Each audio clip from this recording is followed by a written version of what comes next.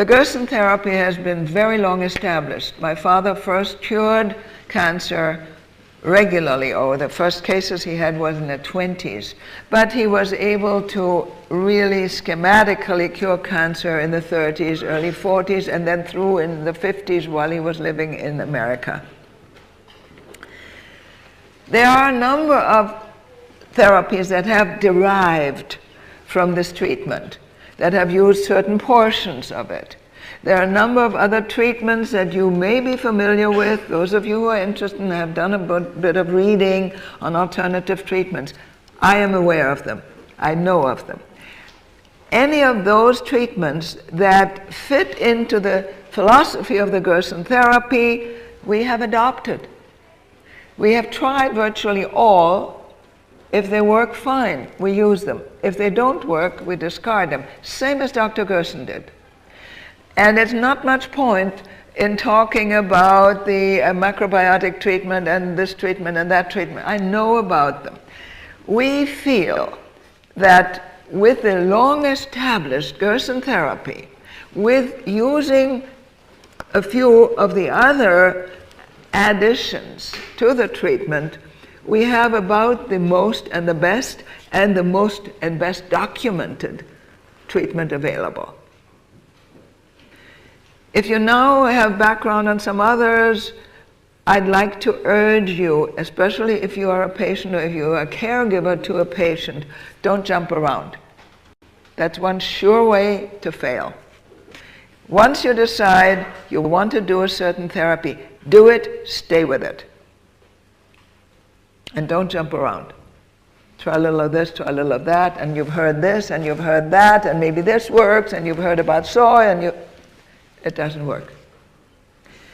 Also, please be assured that we've tried virtually all of the things that have been out there and have been published.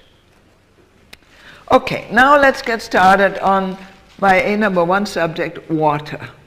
First of all, by show of hands, I think it'll be easier. Who of you was not here yesterday? Ouch. Oh, that's a lot. Thank you. In that case, let me please give a little bit, sorry for you who were here, a little bit of a background and an understanding of the treatment. The Gerson therapy is not designed to work with a lump or a bump. It is not designed to work with a specific symptom. It is not intended to relieve only symptoms. The whole idea and the whole philosophy is to first of all understand the underlying problem, and secondly deal with that problem so that all of the body systems can be restored. The body can be restored to full function, and with that to healing. Because as Dr. Gerson put it, in every body there is a healing mechanism. In chronic degenerative disease, this healing mechanism is weakened, is damaged, sometimes is poisoned, simply no longer works properly. And it should be, and it is, the duty of the doctor to reactivate, restore this healing mechanism. And that's what the whole Gerson therapy is about. It's not to poison the body. It's not to mutilate the body. It's not to treat a symptom so you feel better for a while. And please remember that every drug, there is no exception. Every drug, over-the-counter drug, medical prescribed drug, street drug, it doesn't matter. Every drug is liver toxic. Every drug causes problems, often even new diseases. So drug treatment is not for healing.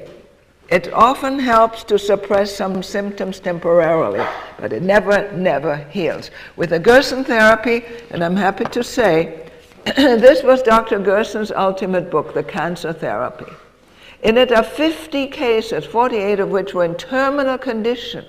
Virtually all the patients we see are in terminal. They always try the original, the local cancer treatment, and the doctor first. It's only when the doctor says, well, sorry, there's no more we can do, that's when we see them in final terminal condition.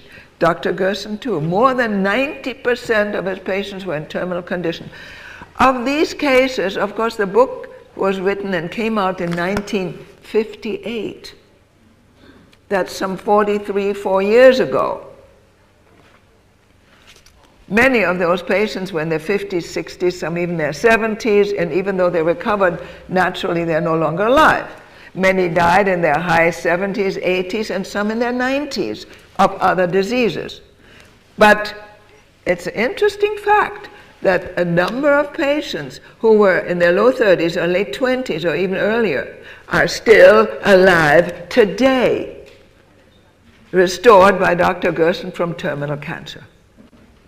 And that's what we want to talk about, not temporary improvement with chemotherapy. Do you know when doctors talk about remission, when they talk about remission, say from chemotherapy or from whatever treatment they're giving you, cancer remission means to medical mind that your cancer has not grown for 1 month. Is that what you're working for? Not us. The Gerson therapy works in order to restore, first of all, for the body to fight and get rid of the tumor tissue, then to restore the immune system, enzyme system, hormone system, finally restore all the essential organs, the liver, kidneys, heart, especially also pancreas, brain, and so on. All the essential organ systems have to be restored. The liver, immune system, and all has to be restored so that from now on the body can maintain health. That's total healing. And it takes time. It takes time, and it's work intensive. And in order for you to understand all the things that are needed in order to deal with these very serious problems, that's what we are doing this workshop for. And you need to bear in mind, and I'll come back to this several times, the basic underlying problem of all chronic diseases can be expressed in 2 simple words: toxicity, deficiency. Toxicity from the soil and the water and the air, the pesticides, the fungicides, the food chemicals, the additives, lots and lots of different ways to put toxicity in your lives. Deficiency because the soil is deficient. It's not fertilized properly. It's fertilized with artificial fertilizer, which is 3 things: NPK, nitrogen, phosphorus, and potassium. Well, that's very nice. But it happens that the plants and all living beings, including ourselves, we need something like 52 different minerals and nutrients.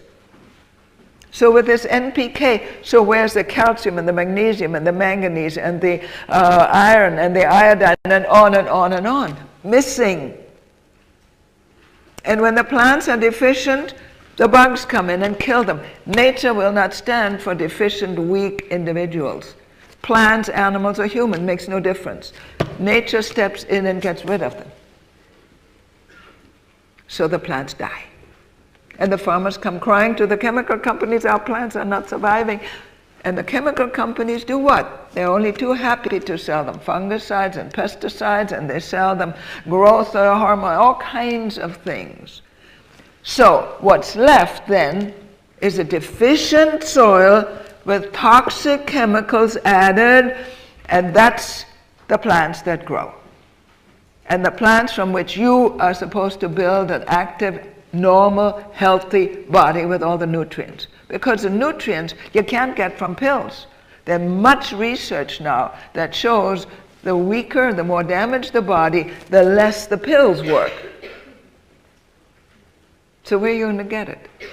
If it's not in the plants. You see, the plants are capable of taking, say, a piece of chalk, calcium, invading it with their enzymes, turning that calcium into an organic substance that now can go in your bones.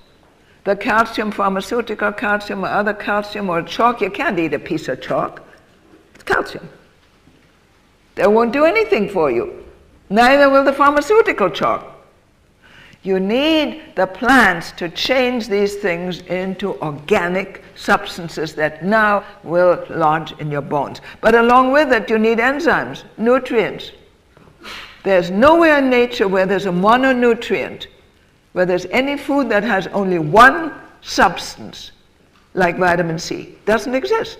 Vitamin C comes with the bioflavonoids, with the potassium, with enzymes, and then the body can use it. Okay? So that's the key. You need living food, organic, free of poison. Now this is one of the items that I generally cover as a separate subject, but I felt that you need to have this ahead of time, since if you didn't hear me yesterday, this is absolutely essential and basic. Toxicity and deficiency. You can't heal a body on deficient, toxic plants and foods. And the animals just concentrate it. And then they add hormones and they add other things, and they get cows with mad cow disease and other disease. You know, there was a story told back in the early 20th century, 1903, 4, 5, I don't know the exact date, where a man experimented in India with organically grown grass. He used only organic fertilizer, feed for his animals, his cows. And it was fenced in, and right next to it there were other lots where there were other animals that were just fed the orthodox stuff with artificial fertilizer, and those animals developed hoof and mouth disease. His animals that were fed organic food were seen nuzzling with these infected animals. They did not develop disease. They had good immune systems. And that's what we want to develop in people. Good, healthy immune system. So first of all, you can't get sick. And secondly, if you do have a problem, your body can be strengthened, rebuilt, restored, detoxified, and your body can fight the disease. That's the Gerson therapy. Does it make sense? I hope so. Because we know it works. The 50 cases, terminally ill, recovered. And this was just the beginning. When I decided to withdraw from the Gerson Institute work from the 9 to 5 at 78, I didn't need this anymore. 2 years ago, I'm now 80. When I withdrew, I decided I would put together all the cases that we had treated and all the different, collect them in a book, all the recovered patient stories. When I reached 400, I thought, who's going to read this? 400 stories? And I hadn't even gotten into the database yet of the Gerson Institute. There were hundreds more. So a book maybe with 800,000, 1,200 stories, impossible. Instead, we had many, many people calling at the Gerson Institute. They want to know how people respond to their kind of cancer, their kind of disease. So instead of putting it all in one book, I issued little booklets. And that's what these are about. Each little booklet gives a different disease. We have 5 of them ready. I have many more that are coming, but for the moment we have 5 ready and they're available at the table there. This one is on lymphoma. We have exceptionally good results with lymphoma. Melanoma, we have exceptionally good results. Then there's a booklet on breast cancer, ovarian cancer, and there's one on colon cancer with liver metastases. Yes, we have recovered patients. And pancreatic cancer. Yes, we have recovered patients. Long term. Not 6 months.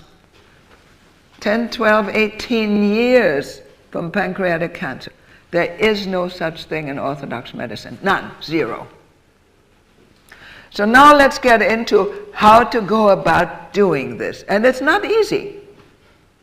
Don't be misled with toxicity and deficiency. Okay, no toxins and no deficient.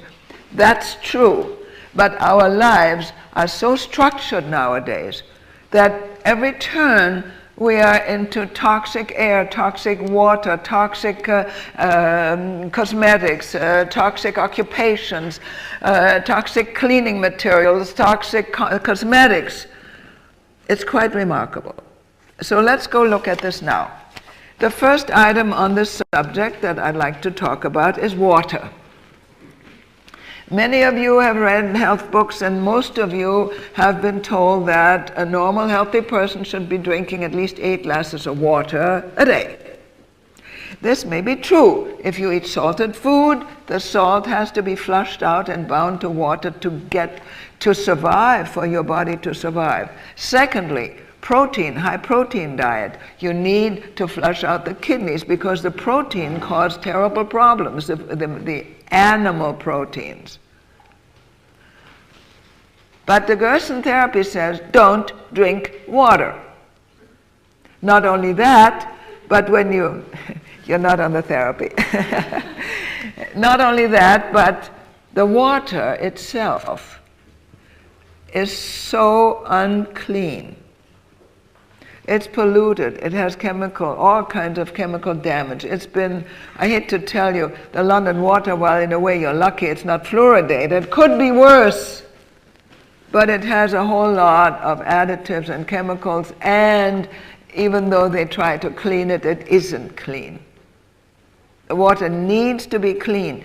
The least you have to do is go through a filter system, go through a reverse osmosis filter system, or better yet, especially if water is fluoridated. You can't remove the fluoride with filters. They go right through the membrane.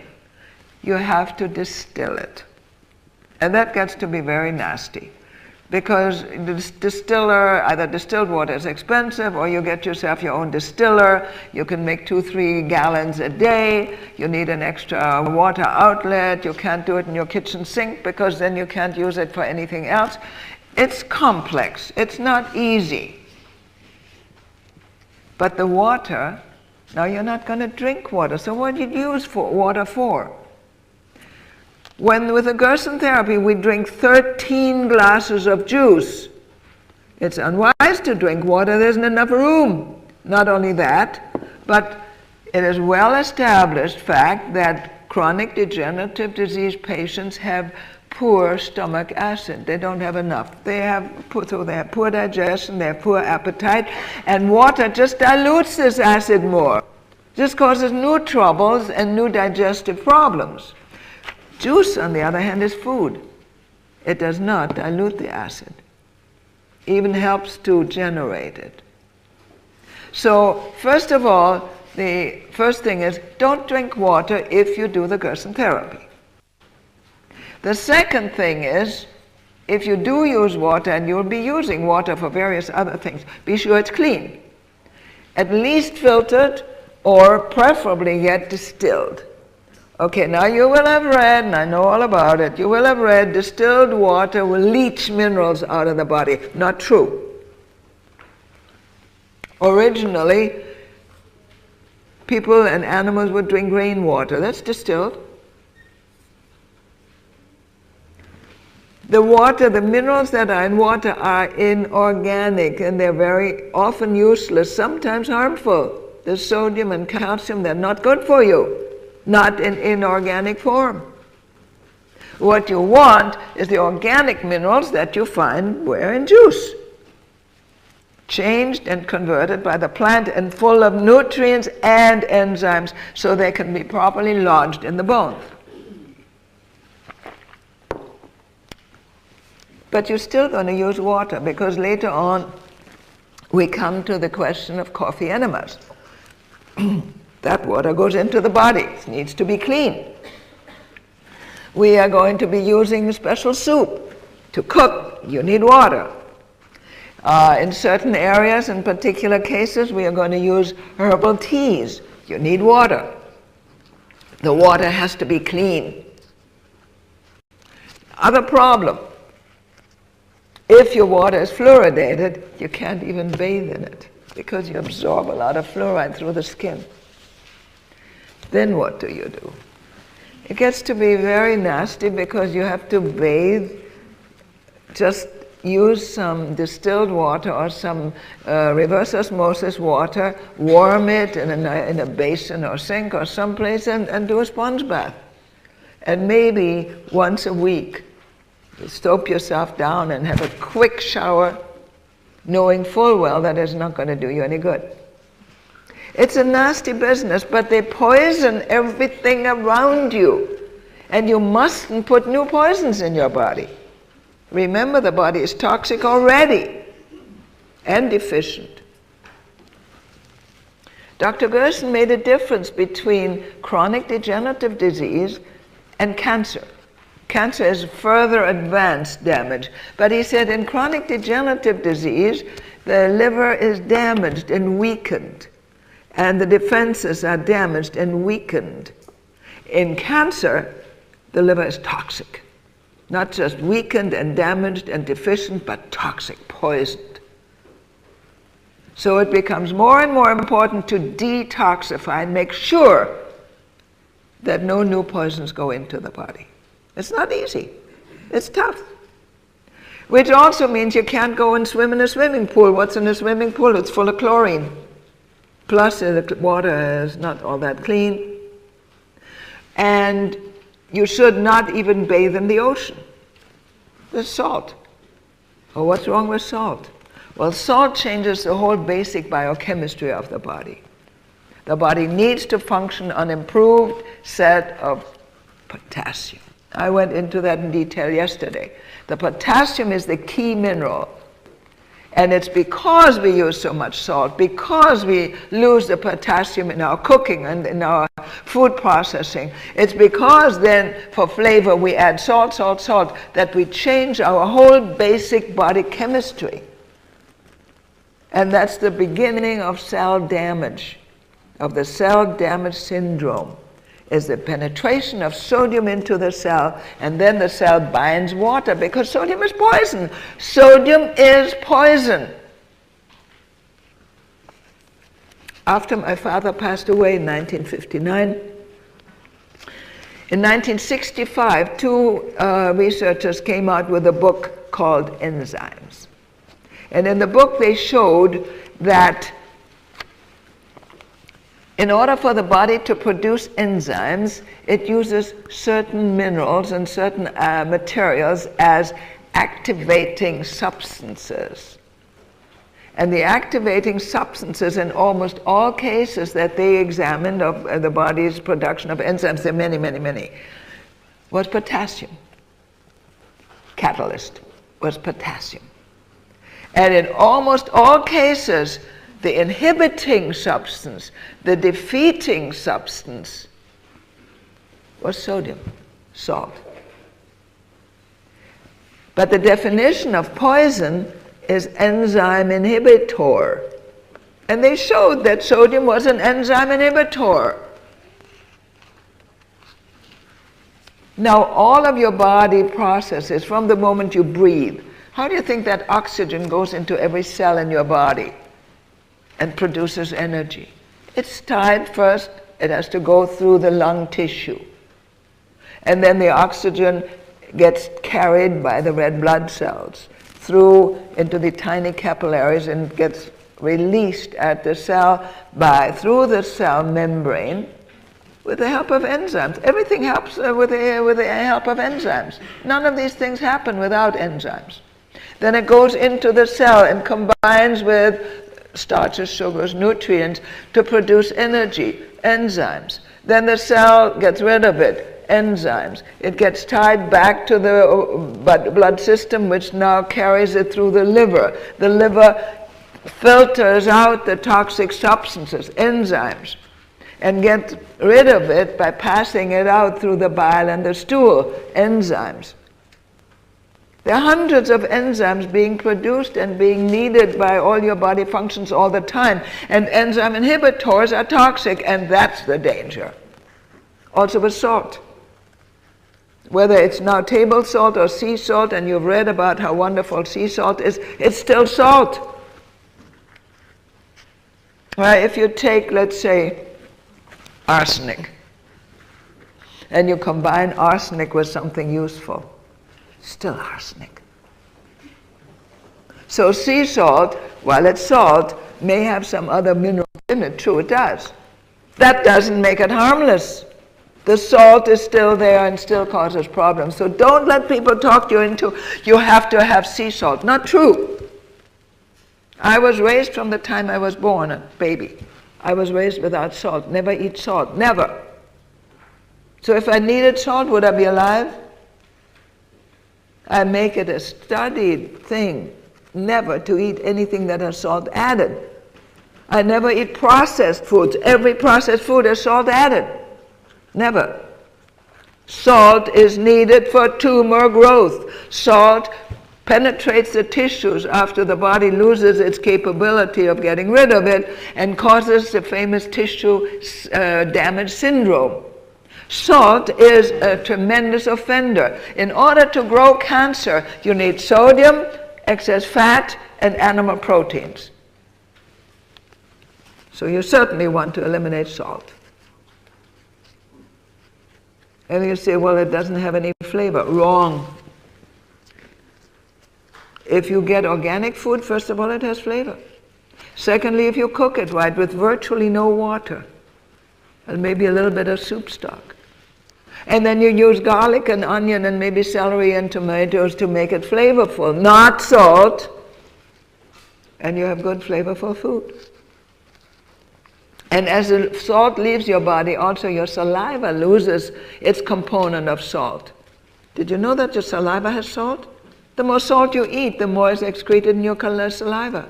That's a research project that was done by the University of Tennessee about 20 years ago. They showed that the more people eat salt, I didn't even know that, it's in the saliva.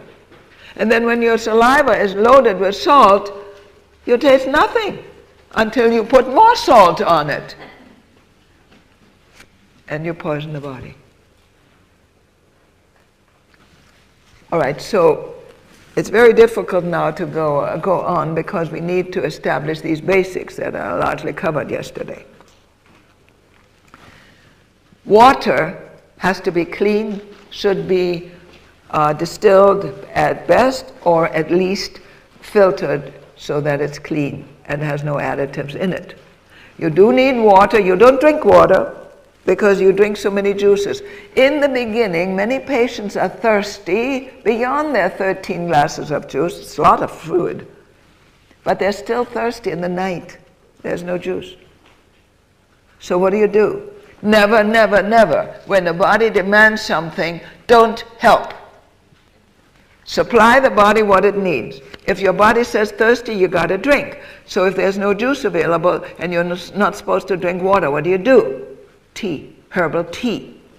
There's some very good herbal teas like peppermint tea, there's some mixed teas for sleeping, and there's some Tahibo or Podarco tea, which is a wonderful anti-cancer tea. There are various herbal teas that are very valuable. Please, not the black tea.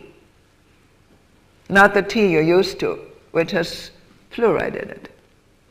And we have to work a little bit on fluoride. Let me go into that for a moment.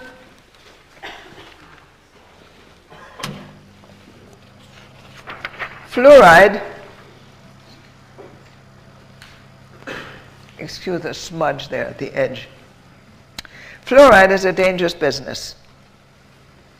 For those of you who have fluoride in the water, but most of you have chlorine in the water. One of your major organs, one of your major hormone systems is the thyroid. And the thyroid, in order to function, needs iodine. And iodine is transferred by the thyroid into thyroxine and other chemicals and controls the metabolism, which, among other things, helps to control the immune system. Extremely important.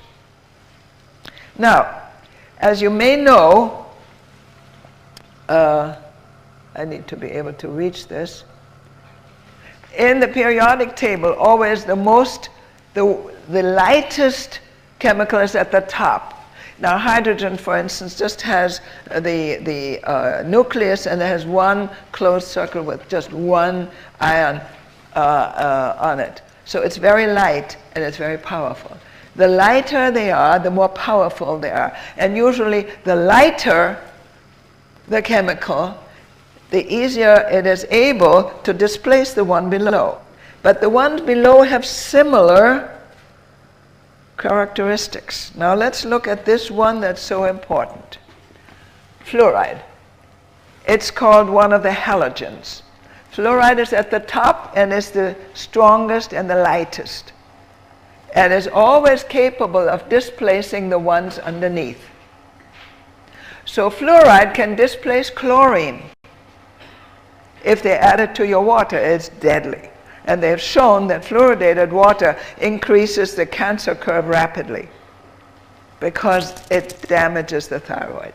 Now, chlorine comes right below that and has similar characteristics and is still very powerful. Now you have chlorine and bleaches, and you have it in your cleansers and in your laundry bleaches, and it's all over the place. And it's in swimming pools and so on. Also very dangerous because it not only replaces or displaces bromine, but iodine. Here's iodine on the bottom. Well, there's one heavier one. Here's iodine right there.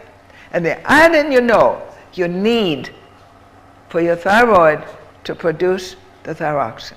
So both fluorides, most powerful, and it's a rat poison.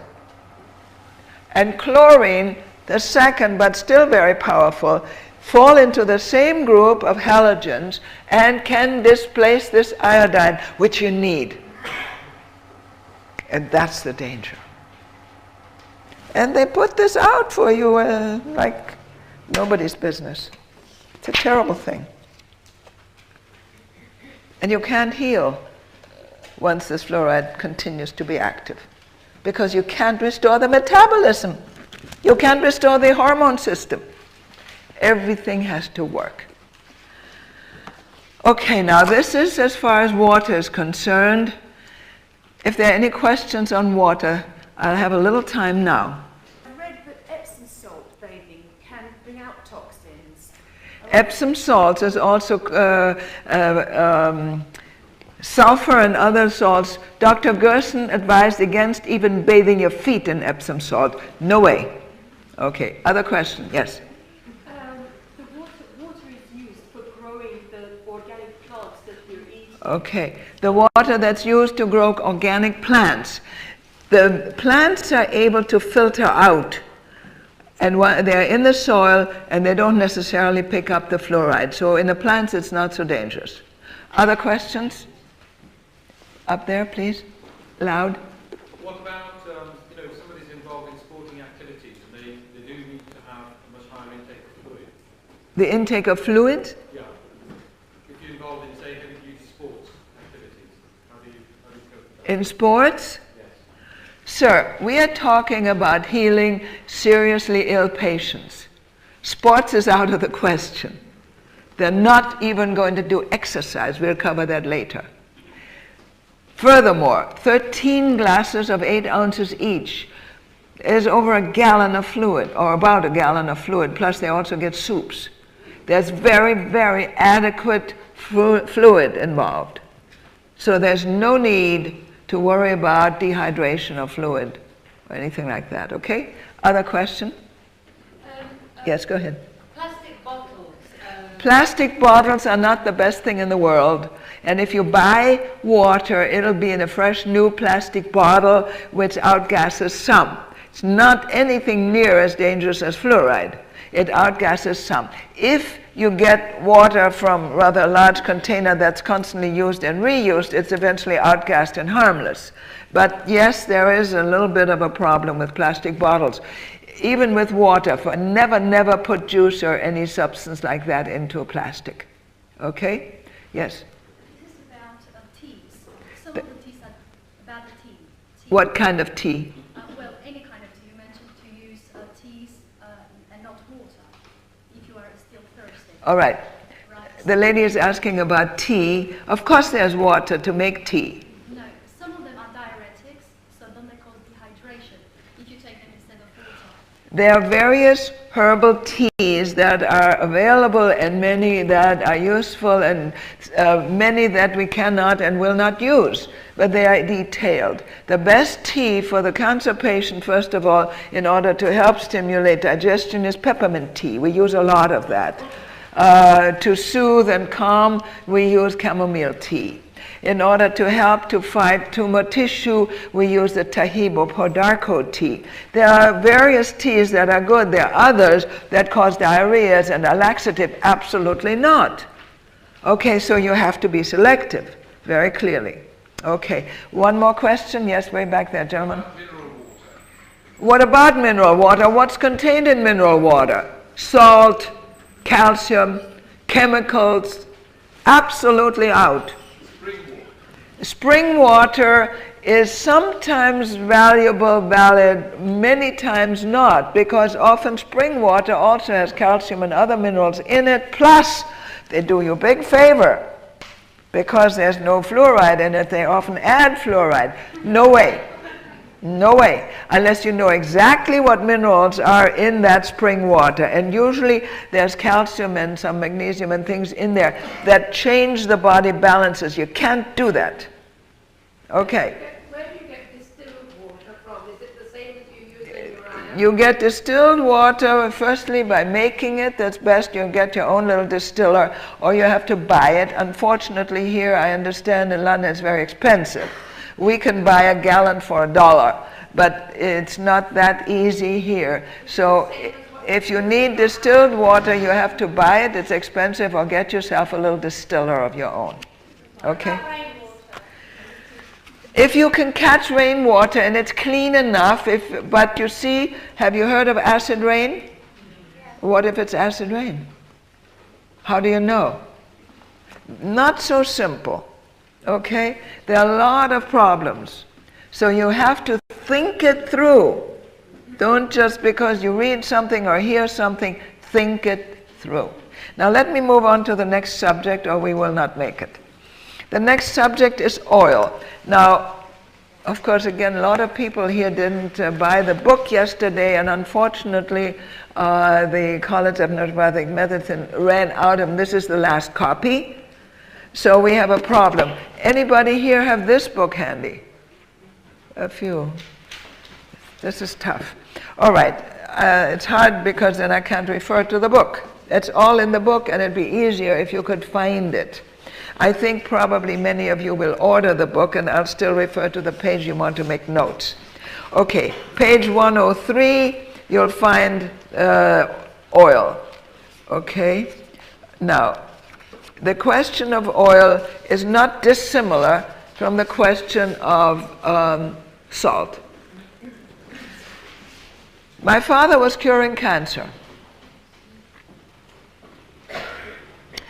But he became very much aware that whenever he wanted to add some fatty substances, so the patients would get their essential fatty acids, every time he added fat, tumors started to regrow, invariably.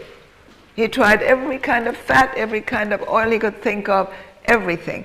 And please don't ask me. It's olive oil and it's sunflower oil and safflower oil and corn oil and on, every oil.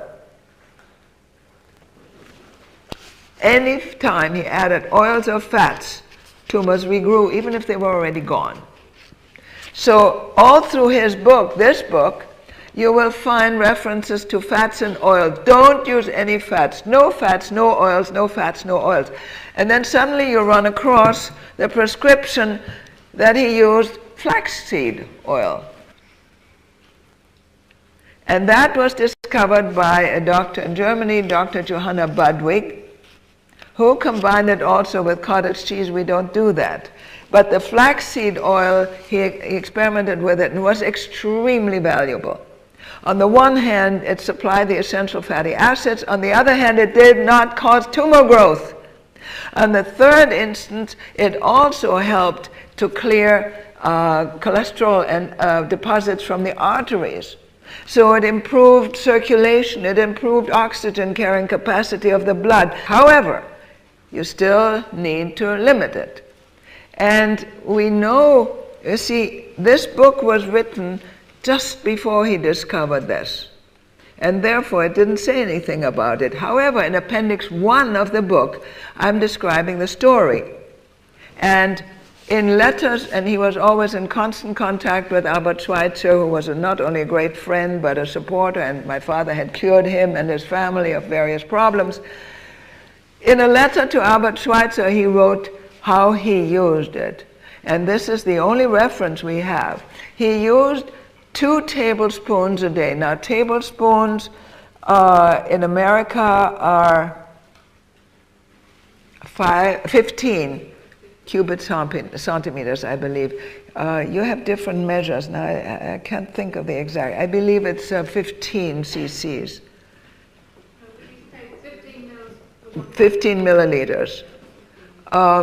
A teaspoon is 5 milliliters, I believe, yes. So in the US, a tablespoon is a standard measure, 15 milliliters, okay. He used 2 tablespoons of 2 times a day, 15 milliliters. Never cooked, never heated, never hot, never fry with it. It must be used raw. And it's tasty. Please do not use it in capsules. It's tasty, so put it on salad, use it for salad dressing, or sometimes you can also put it on a baked potato, but not if the baked potato is just coming hot out of the oven. Let it cool so you can comfortably eat it. Then you can use the flaxseed oil. Flaxseed oil is available. It should be in a glass bottle. It should be dark, in a dark bottle, so the light doesn't cause deterioration and breakdown. It should be kept closed, and you use it and put it right back in the fridge so that it does not warm up or anything. It's a very sensitive material, and it mustn't be heated. And the good flaxseed oil we use is made by Omega. I believe you can get Omega oil. It's in a black bottle. It's in a plastic black bottle, and it's organic, and that is very usable because it's also bottled under air-free conditions in a carbon dioxide environment, so no air gets into the bottle as they close it. Very important. If you order it, there is available to order it from Omega in Canada, unless you can buy it here. You can buy 4 to 6 bottles, 8 and 12 ounce bottles, and keep them in the freezer up to 6 months. You can keep them in the fridge unopened up to 3 months. Once it's opened, you will want to use it up within 3 weeks. But at the rate of 2 tablespoons a day for the first month for the patient, and after that 1 tablespoon a day, you can quite readily use it up. Besides, it's of great value to the rest of the family, so that the husband doesn't develop cholesterol and heart disease and drop dead of a heart attack, and that the wife doesn't develop breast cancer from salt and fats and so on. In other words, it's just extremely valuable and useful. I use it all the time. I use no other oil or fat. And I use no salt. And I use no animal products. I don't eat meat, fish, cheese, chicken, eggs. I use a little bit, maybe 2-3 ounces of non-fat yogurt a day. Non-fat, not low-fat. Non-fat a day, and that's all the protein I use. And at my age, you're supposed to add a lot of protein to replace tissue. Animal protein, heat damage, does not do you any good. The protein that you do use, and that's of value, is in the juices, in the fresh food, in the salads. And you say, what do you mean, protein in salad? And I say, where does a cow get her protein? A cow is a big animal.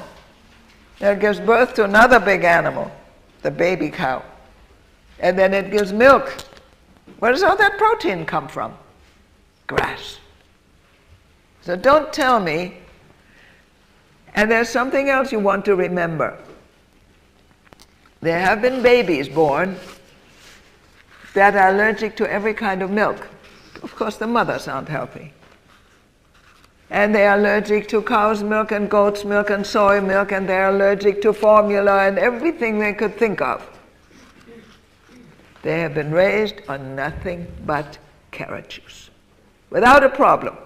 Perfectly normal growth, perfectly normal calcium in the bones, perfectly normal growth. I met 3 people who were raised like that, perfectly healthy, normal, no deficiencies. Carrot juice is perfectly adequate already after 2, 3, 4 weeks of age. Of course, best of all for babies is what? Mother's milk. But the mothers nowadays are sick and undernourished, poorly nourished. And that's another problem. I shouldn't be talking about that. It doesn't fit, but I have to. The young women nowadays, the teenagers and the young women after marriage, they're so poorly nourished that many are just barely able to maintain balance. But now the body is called on to form a whole new body, a baby. So where does all this good food come from? Where do the nutrients come from that our great-grandparents got? From normal, healthy soil, from fresh, organic food, because there was nothing else. Where do they come from? These young women don't have it. And it's very interesting and important to note that nature always favors the baby. And the first thing that happens, the baby gets the mother's reserves.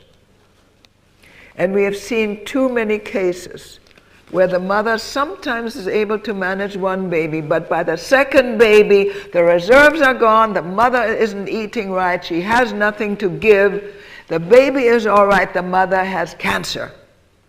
Often during pregnancy, or it's diagnosed immediately after. So you have a nice brand new baby, no mother. Terrible.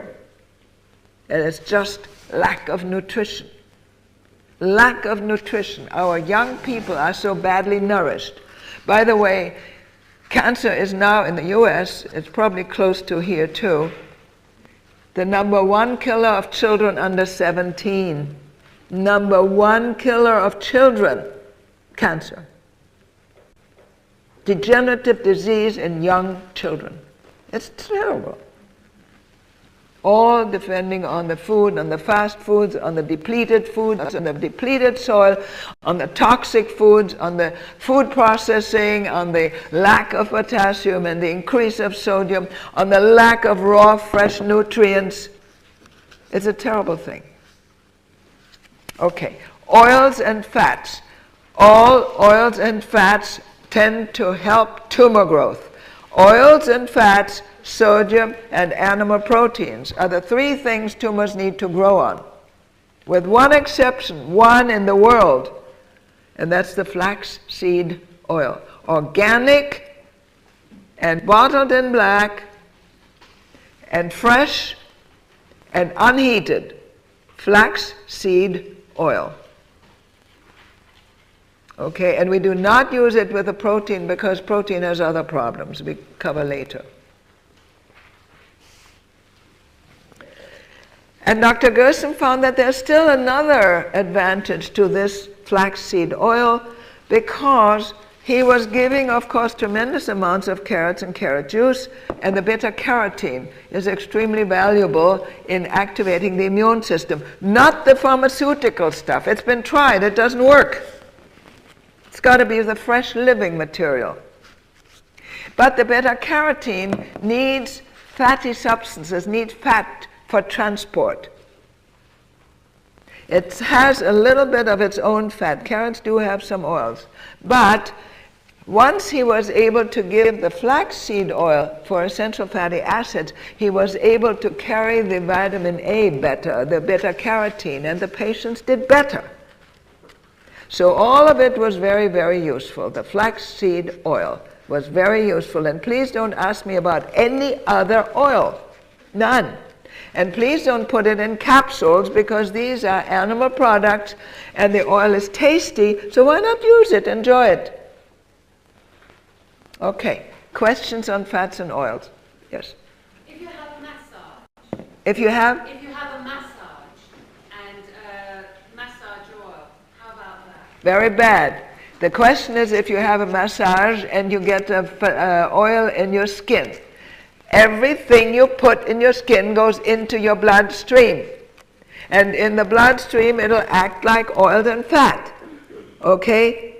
That goes not just for massage oil, it goes for cosmetics, it goes for creams and ointments, it goes for sea water, it goes for fluoridated water. It's on the skin, it goes into the bloodstream. And the regular rule, and this goes straight across the line, is very simple. If you wouldn't eat it, don't put it on your skin. That goes for cosmetics and underarm deodorants and goes for lipstick and everything else. Okay, yes? Massaging babies with flaxseed oil. Massaging babies with flaxseed oil, I suppose it could be done. In general, we're not in favor of using flaxseed oil for massage because it clogs the pores. You don't really want to use oils. What you can use if the baby really has dry skin, which is very rare, you can use a little glycerin. Glycerin is trivalent sugar and it's diluted to a 50-50 with water and it's no problem. That's also not just for babies, that can also be used for patients on the Gerson therapy. You take flaxseed oil what? Okay, let's be very careful. The question is why can't baby take it orally? You can't force anything in a very young baby. Very young babies are very delicate and basically they should have mother's milk. They do fine with carrot juice. I have no idea how they handle oil and I don't think it's such a good idea. It's not really natural. So I'd hold off until they're at least 9 months to a year old. Yes? Castor oil, either taking it internally or using it as powder. What kind of oil? Castor oil. Castor oil. That's a whole different story. We come to that later. What about olive oil? I begged you, please don't ask for any other oil. It's been tested. It's out. All of them have been tested. Italians, once you have cancer, you cannot handle oil other than flaxseed oil. None. Okay. One more question. What about fish oil? What about fish oil? They're animal oils and they're cholesterol. It's absolutely worse than plant oils. No oils. Don't bother with any of the oils. None of them are safe other than flaxseed oil. Okay, not one. They've all been tested and tried.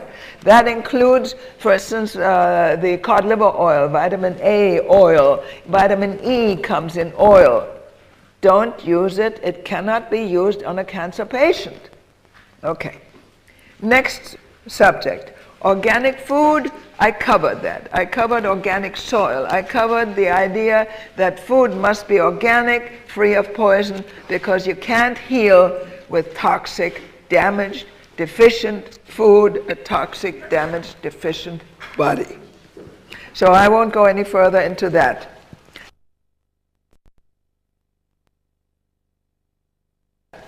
Now there is a list on page 102 and in the older Gerson book, that list is on page 238 of forbidden foods. And I'd like to go over that a little bit, not so much because you can't read, I'm assuming you all read, but there are some of you who are going to say, well, why not this and why not that? Now there is a reason for everything. And just to prove it to you, I'll go over that list and give you some of the reasons behind why certain things are forbidden. Because in somebody else's book, well, why not this, and why can't I eat that, and why, and this book says so and so, and this book says this, and this book says that. If you're going to read 10 books, you probably get 12 different opinions. And I beg you again, if you want to do a therapy that's been proven out for many, many decades, that has the best record, that has the longest record, that has the most recovered patients of the most seriously terminal types of cancers, it's still the Gerson therapy. And I'd like to suggest that you stay with it. Okay. On the forbidden list, first of all, of course, is bottled and canned and frozen and preserved foods, and is refined and salted and smoked foods and sulfured foods. That's understood. Processed food. It's got to be fresh, living fresh. Now comes a long list. Alcohol is forbidden, I don't have to explain. Avocados are forbidden. Why? Too much oil, exactly. It's a plant oil. Too much oil. Berries are forbidden. Now, berries is a little bit of a questionable item in most people's mind, but as you probably know, there are a lot of people that are allergic to berries. And berries are high in aromatics, and we'll run across other foods and other substances that are high in aromatics and disturb the healing. So temporarily, berries are forbidden. Toothpaste and gargle with bicarbonate and or fluoride. And it's very hard nowadays to find toothpaste that doesn't have fluoride in it. And most toothpaste also have bicarbonate of soda in it, baking soda, supposed to help clear cavities or keep you from developing cavities. Okay, how about getting buried of cancer with a perfect set of teeth? Besides, it doesn't, but just let's assume. And the same goes for your children. Don't allow the fluoride treatments for their teeth. Some children, having had these fluoride treatments, swallowed a bit of the fluoride and died in the dentist chair. Other children with a constant use of fluoridated toothpaste, and in the US, the toothpaste with fluoride now has a bone and crossbone and skull on it. It's poison. It even says so. And there's no proof that fluoride helps to keep cavities away. No proof. But fluoride definitely increases cancer deaths and cancer and allergies and all kinds of diseases. So if you can't find non-fluoridated toothpaste, use distilled water. Don't use any toothpaste before you use fluoride or a soda containing toothpaste. Forbidden: candy, cake, chocolate, cocoa, I don't have to explain. Coffee for drinking. We'll come into coffee later. Cream, of course, is fat. Cucumbers. Why are cucumbers forbidden? They are not all that high in sodium, but the problem with cucumbers is they simply do not agree with juices.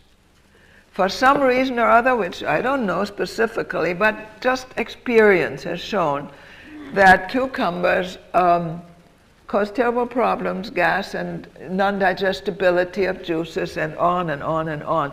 Don't use cucumbers. Epsom salts for bathing, as I said, for bathing feet, for bathing the body, and especially for use for laxative or anything else. Fats, I don't have to explain, we went over that. White flour, wheat flour, even whole wheat flour. Wheat is nowadays so depleted and so damaged. It used to be that wheat had as much as 16 to 17% protein. Nowadays it has 4 to 5%. Even whole wheat. Wheat has complex proteins that are hard to digest and not for a cancer patient. Do not use any whole wheat or wheat. You can use rye flour. And here it says again, fluoride in toothpaste and gargle. Hair dyes and permanents. It happens that the scalp is highly vascularized, which means it has a great deal of circulation and it picks up chemicals very, very easily. So anything you put on your hair goes very quickly into the bloodstream. And again, if you wouldn't eat it, don't put it on your hair, on your scalp. Be careful even with shampoos. I've never found a shampoo that's totally safe, so be careful and perhaps, if possible, don't wash your hair more than once a week. Should be enough. Forbidden: ice cream, I don't have to explain. Mushrooms.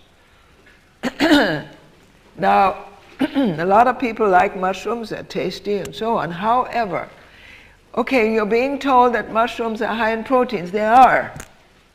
But they are wrong kind of proteins. They're in the wrong configuration.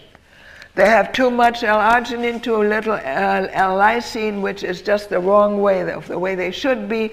They're complex proteins, hard to digest, and it's no good for a cancer patient. Besides, mushroom's not a vegetable. Mushroom is a fungus. It's not a good food. Not for sick people, especially for cancer patients. Forbidden: nicotine, I don't have to explain. Nuts. Why nuts? Oils. Certain seeds too, most seeds, also much too high in oils. Eat fresh living things. Seeds are not necessarily dead, but I call them dormant. They're not growing, they're not doing anything. You put them here and they'll sit there for many months and won't do anything. They won't sprout or do anything until they're in a humid, warm soil. Then they change completely. So in the meantime, it's unwise to use what you call pulses, what we call, any of the dried lentils and dried peas and dried beans and all of these things. Do not use them. Living foods are the right ones. These dried foods are also turned around proteins, too high in L-arginine, too low in L-lysine, and, very important, nature endows them with an enzyme inhibitor so they don't wildly sprout.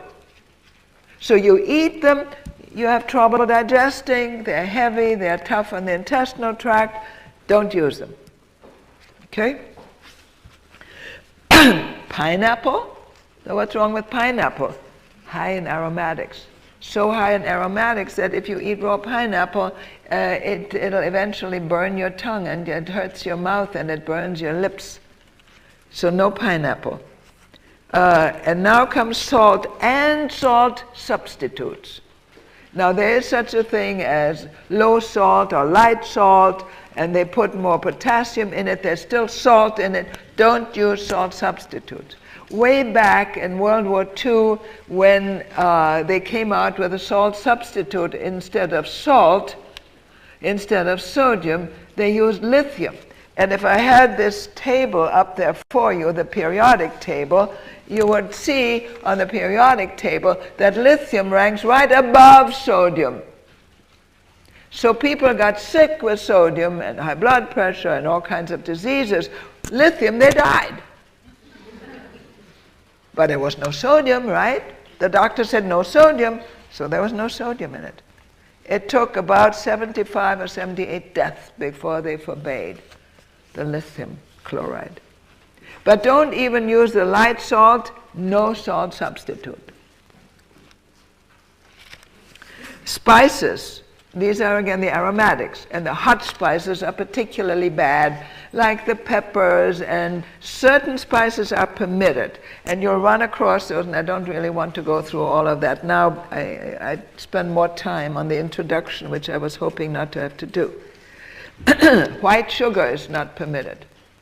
Why do I specify white sugar? Because Dr. Gerson allowed a little bit of sweetness. And the reason is this. The liver in a cancer patient is severely damaged. The liver is toxic. In order to be able to sleep through the night, the liver has to store approximately 1/2 pound of glycogen, sugar, which gets converted into glucose so that while you're sleeping, you're not eating.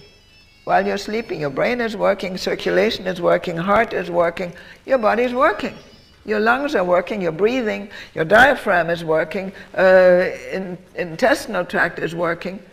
The body needs sugar. And in many of these seriously ill patients, the body wasn't able to store enough sugar to sleep through the night. So Dr. Gerson said a little sugar, as little as 2 teaspoons of any combination of sugar, raw brown sugar, and we have something it's called sucanat. And what it means is sugar cane natural. And it's pure sugar cane juice that's simply spray dried. So it has all the iron and the enzymes and the other minerals and the potassium and everything is in it. Those sugars and or organic honey or organic maple syrup or some of the other, not the light brown, you have some stuff here and forget what it's called. Demerara, yes, something like that. It's too light, it's already partly refined. I wouldn't use that. When it's really good and dark, it has the nutrients, it has the iron in it, it has the minerals in it, and that's why this material is really very valuable. But you may not be able yet to find it. Hopefully someday it'll come into the UK. But Dr. Gerson allowed some, with exception. Of course, if the patient had diabetes, no. If the patient had hypoglycemia, no. If they had candida, no. But otherwise, it's better because the cancer patient will wake up if they don't have enough glycogen. Of course, juices do contain sugars, not too much, and with the enzyme activity, a lot of people say, oh yes, but there's too much sugar and it'll make the tumors grow. Not true. The enzymes don't allow the tumors to grow. The tumors don't like active enzyme activity. And the body is now capable of fighting and suppressing and destroying the tumor tissue. So that's not a problem. Okay, so sugar, certain sugar items, and they're detailed in the book, are permitted. Also forbidden, of course, is black tea. It says tea. What is meant is the regular black tea, the Twinings and all of the ordinary teas that are served in the UK or any place. And then, of course, water, drinking water, is forbidden. Now, there are reasons for all of these things. They have been tried, they have been tested, they either work or they don't work. If they don't work, the patients get worse. My father said the only thing that matters is the results at the sick bed. And when the patients got well, he incorporated into the therapy. If they had problems, and many things that can be tested now in research were not able at that time. In the 40s and early 50s, that was not always available. So he had to judge by the patient's well-being. And he cured the terminally ill patients, 90% of which were the ones that came to him. And they're the most sensitive and the most difficult. Okay, are there any questions on the forbidden foods? Okay. Yes? What about tamari? Tamari as a... What's tamari made of? Soy is poison. Soy is forbidden. Besides, it's high in salt. Why use tamari? Be very careful. Read your content. Yes, you have a question. Hair dye, henna. Henna? Okay. Henna happens, I will admit that for some years I used hair dye. I used the normal average dye because I'm not sick. And I had no problem with it. Then somebody said, well, maybe you should use henna. Of course, it's not oil and it doesn't fit in our subject. So I tried it. Gave me raging headaches. Okay? So the answer is no. Okay? Yes? That's correct. Because the enzyme could be valuable. The question is, pineapple contain an important enzyme. The enzyme could be valuable, but the irritation and damage is worse than the positive. Believe me, there's a reason. I know it's high in enzyme, and Dr. Gerson knew it. Yes? No, you. Could you replace the sugar with honey? Could you replace sugar with honey? Could you? Yes, organic honey. And let's be very careful. The honey should not be highly flavored or dark. The lightest honey is best, like clover honey. Okay? What about green tea? What about green tea? Green tea is very valuable, and I'm only just now experimenting with it. It's very good, but green tea in certain combinations contains also caffeine or theine. And you've got to be careful and make sure there's no caffeine in it, okay? But green tea can be very valuable, okay? Question? Japanese, they believe green tea is really good, but it has to be very fresh. Yes, well, correct. Okay, we're still talking about green tea. I know some green tea is really valuable, and I've had some very good results with experimenting with it. But it should not have any caffeine in it, okay? Bananas. Bananas are fruit. Bananas, the doctors love bananas and claim they're high in potassium, eat a lot of bananas. Bananas are not very digestible. They're also too high in sugars. So if the patient is limited to 1 banana a day, okay, and organic, okay. But other than that, they should not eat a lot of bananas, no matter what doctors say. They're much better fruit. Apples are vastly superior to bananas. Okay, besides, it has nothing to do with our toxic foods, and let's please try to stay with the subject. I'd like to move on now, please. I'm sorry, I couldn't understand you. Yes, that's temporarily forbidden foods I talked about. And temporarily forbidden is usually 1.5 to 2 years, because it's not specified. Temporarily forbidden is like fish and certain milk products and so on. Absolutely. They are forbidden because eggs and cheese are fat and protein and stimulate tumor growth. Okay, so we have to be very careful with all of that. Okay, now let's go and move on to spices. I don't really want to separately discuss because they are discussed in the book. There are certain spices in small amounts that are permissible. Others are absolutely out because they are much higher or much too high in aromatics, which includes like pepper and oregano and basil, and there are a whole lot of others too. Certain spices are permitted. I'll read you a quick list just to give you an idea. But, and let me just say this. Dr. Gerson makes it very clear. Spices must be used sparingly, as they may counteract the healing reaction. That's even the permitted ones. Okay, permitted. Allspice, anise, bay leaves, coriander, dill, fennel, mace, marjoram, rosemary, sage, saffron, tarragon, thyme, sorrel, and summer savory. Period. And there's no question, no others in parentheses, in large caps. These are permitted, no others. Okay? So it's very important, and they are all tested, and even those that are permitted should be used very sparingly, so you don't just pour it on. Okay? Be very careful with spices. Other things such as onions, garlic is very valuable. Even some parsley, chives, and celery to cook with as part of your cooking, and tomatoes. All of those are very valuable and can make flavor and add, and can be added to foods in unlimited quantities. But these particular herbal spices have to be used sparingly. Okay? Now, we're going to move on here to the very important subjects of juice and juicing.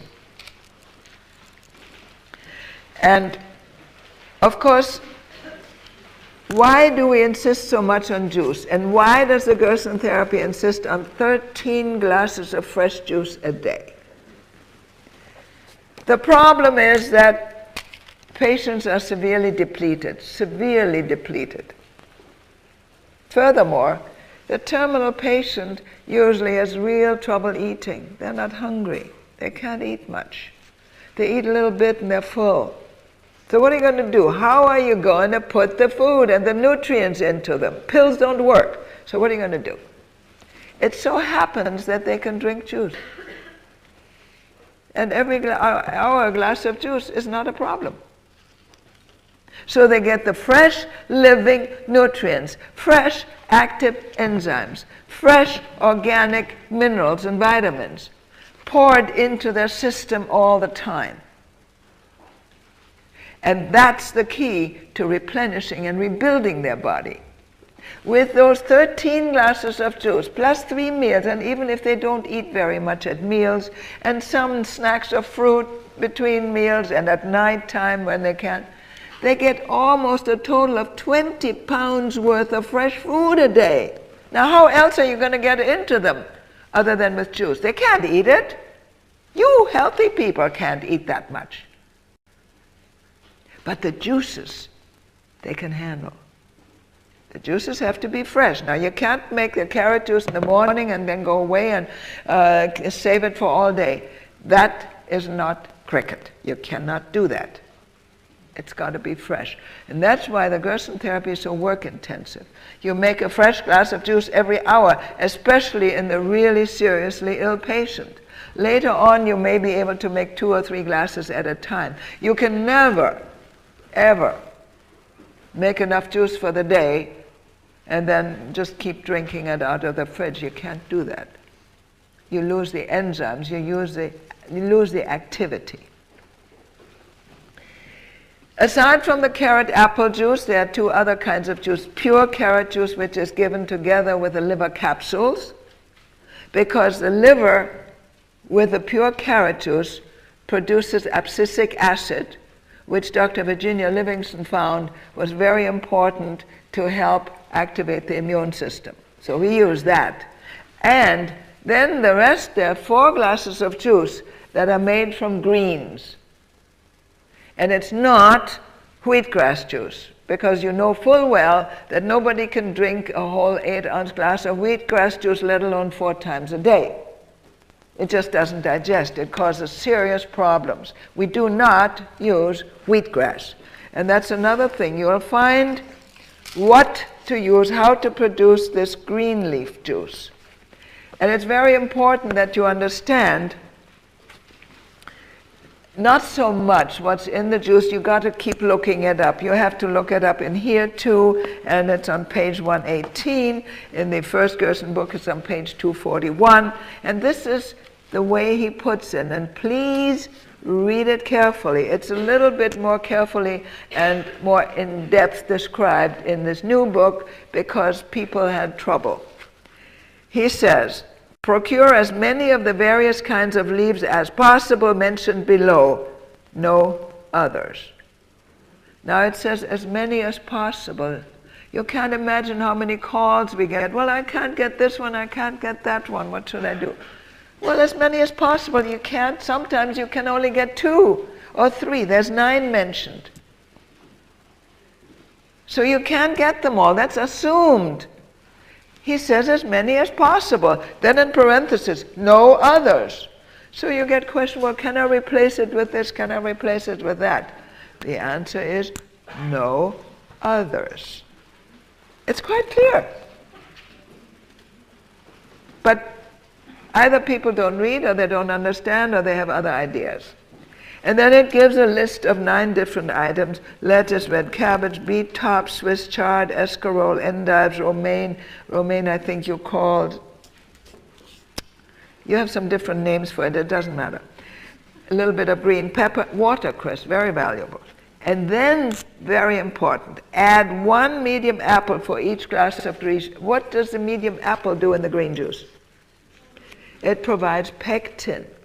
And the pectin makes the juice very digestible. It's much easier on the intestinal tract. So the green juice is highly digestible as opposed to wheatgrass juice, which is highly indigestible. And the patients can easily take green juice because sometimes they even like it better than carrot juice. Not as sweet or whatever. And then comes a very strange thing, and we'll cover that later, the so-called healing reactions, the flare-ups. During that time, even patients who really like the green juice, suddenly they can't handle the green juice. Oh, it's horrible. Even it comes in the door. They feel terrible.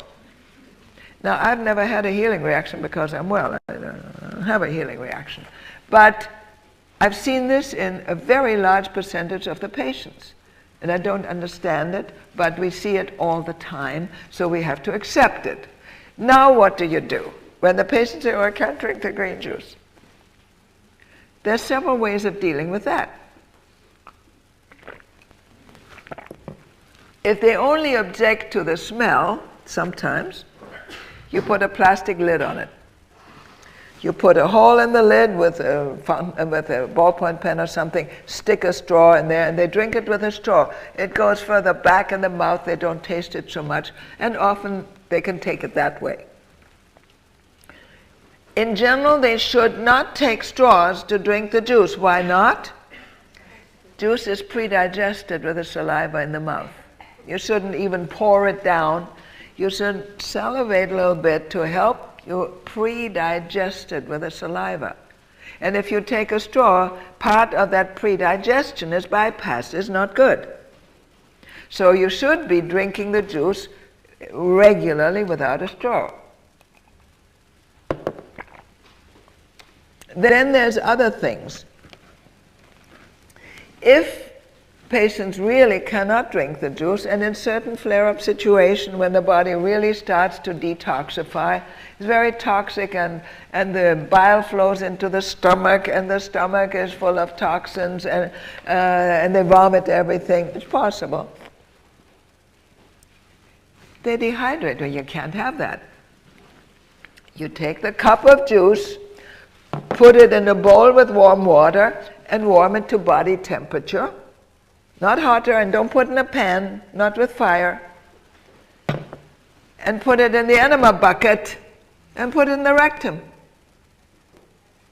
Rectal absorption is excellent.